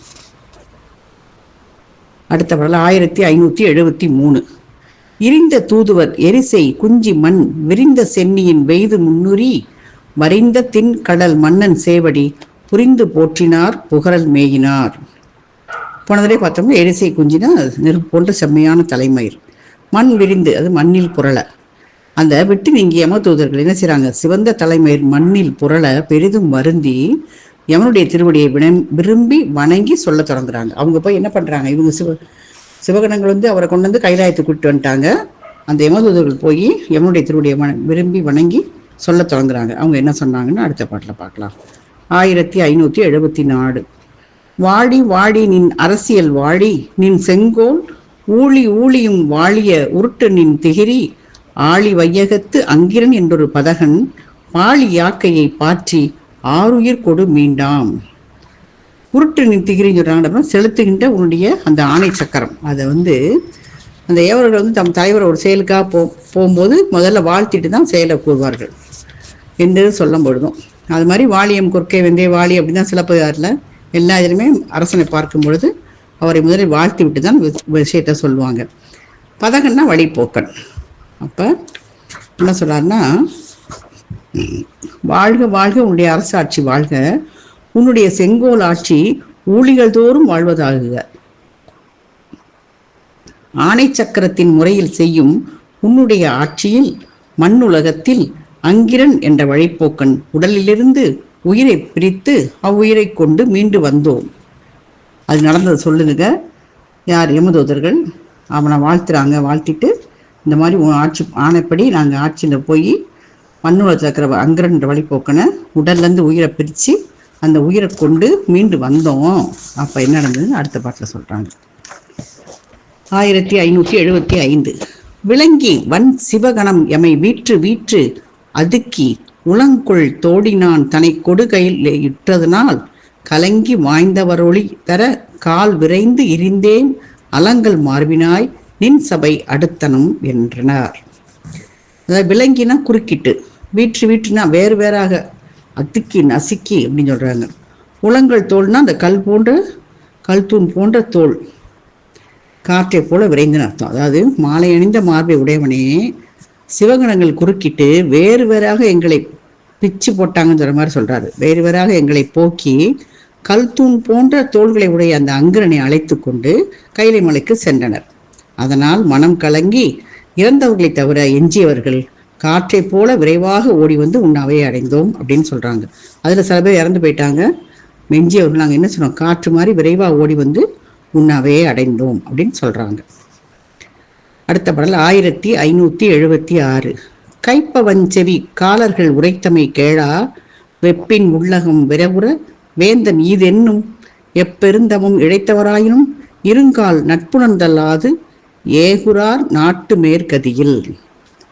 அதை பார்த்துட்டு அஞ்சவி கைப்ப, அந்த கேட்கறதுக்கே அவரால் பொறுக்க முடியல, சொற்பொறுக்கும் அந்த செவி. அந்த கேளானா கேட்டுன்னு அர்த்தம். வெப்பின் உள்ளகம்னா உள்ளகம், மனசுல வெப்பம், கோபம், நிற்கோபம் வந்து உடல் வெப்பமடைந்து இருங்கால் இறக்கும்போது நட்புணர்தலாது, அதாவது நம்மை அடைந்து அல்லாமல் என்னை நடக்காம நட்புணர்தல்னா என்னை வந்து சேராமல் அப்படின்னு சொல்லி அர்த்தம். அதாவது யமதூதன் கூறியது அந்த யமனுக்கு காதில் வெறுப்பை உண்டாக்குது. அவர்கள் கூறியதை கேட்டு மனம் விரும்பி எண்ணி பார்க்கிறாரு. எத்தகைய தேவத்தை செய்தவராயினும் இறக்கும்போது நம்மை வந்து அடையாமல் உயர்ந்த வீட்டுலகத்தை யாரும் சென்று சேரார் அப்படின்னு சொல்லி அந்த யமதூதர் யமன் நினைக்கிறார். யமதூதர் சொல்றதை கேட்டு அவருக்கு வெறுப்பாகுது, மனம் விரும்புகிறாரு. எப்பேற்பட்ட தவறு செஞ்சவங்களா இருந்தாலும் இறக்கும்போது எங்கனை வந்து அடைஞ்சுதான் அப்புறம் தான் எங்கேயும் போகணும், இவங்க உயர்ந்த வீட்டுலகத்தை யாரும் சென்று சேர முடியாது அப்படின்னு நினைக்கிறாரு. அப்போ இவர் அங்கே போயிட்டாங்கிறத அவர் நினைச்சு பார்க்குறாரு. 1577 தீய பாதகம் செய்தவன் தன்னை சிவகணங்கள் காயவானரும் நாடரும் கைலையில் விடுதற்கு ஏயுமே இத்து என்னென்ன சித்திர குத்தன் ஆயவான் கணக்கறிஞனை வியவரின் அழைத்தான். காயவானர்னா ஆகாயத்தில் உள்ள தேவர்கள், காயம்னா ஆகாயம், அதுதான் அப்படி காயம் சொல்றாங்க. ஞாயிறும் திங்களும் அங்கிருந்து நிலா காயுது, சூரியன் ரெண்டுமே காய்வதால் அதுக்கு பேர் காயம், ஆகாயம் அப்படின்னு சொல்லி சொல்றாரு. அது விண்ணென வரும் காயப்பெயர் அப்படின்னு சொல்லி இதுல இருக்கு. நம்ம வந்து ஆகாயம்ங்கிறதுக்கு வந்து இவ்வளவு நாள் எப்படின்னு யோசிச்சதே இல்லை பாருங்க. அதாவது நிலாவும் ஞாயிறும் திங்களும் அங்கிருந்து காயறதுனால அதுக்கு வந்து காயம் அப்படின்னு பேராம். வியவர்னா ஏவலாளர்கள். அதாவது கொடிய பாதகத்தை செய்தவனை சிவகணங்கள் ஆகாயத்தில் உள்ள தேவர்களும் செல்லுதற்கு அரிய கைலைக்கு கொண்டு செல்வது ஏன், காரணம் என்ன என்று அந்த சித்திரகுப்தனாகிய அந்த கணக்கு சிறந்த கணக்கில் வல்லவனை ஏவலாளர்களை விட்டு அழைத்து வர செய்கிறான் யமதர்மர். அடுத்த பாடல் 1578 வந்து வந்தனை புரிந்ததில் வைகிய கணக்கன் வெந்திரல் பெருமான் என்னை வெடித்தது என் என்ன அந்த அங்கிரன் ஆற்று புண்ணிய முளதாயில் புந்தியால் உணர்ந்து உரை என புலவு மேல் தருமன். வெந்திரல் பெருமான்னா பக்கத்துல இருந்து கூப்பிடுறது, வெந்திரல் பெருமான் என்னை அப்படின்னு சொல்லி அவரை வெடித்து கூறுகிறார் சித்திரகுப்தன். சித்திரகுப்தன் வந்து வணங்கினான். எதில் இருந்த யமனை அக்கணக்கன் என்னை அழைத்த காரணம் என்ன என கேட்டான். அந்த அங்கிரன் செய்தது புண்ணியம் உண்டு என்றால் அதனை அறிந்து கூறுவாய் என புலால் நாட்டம் வீசும் வேற்படையுடைய யமன் கூறினான். இப்போ இது வந்து உரைநடையாக சொல்ற. அதாவது சித்திரகுப்தன் வர்றான், யமனை வணங்கி என்னை எது கூப்பிட்டீங்க அப்படின்னு அந்த கணக்கன் கேட்குறான் சித்திரகுப்தன். அதுக்கு அங்கிரன் செய்தது புண்ணியம் ஏதாவது இருந்தால் அதை அறிஞ்சு சொல்லு அப்படின்னு சொல்லி என்ன புலால் நாட்டம் வீசும் வேற்படையுடைய யமன் கூறுகிறான். அடுத்த பாடல் நாளை பார்க்கலாம். திருச்சிற்றம்பலம்.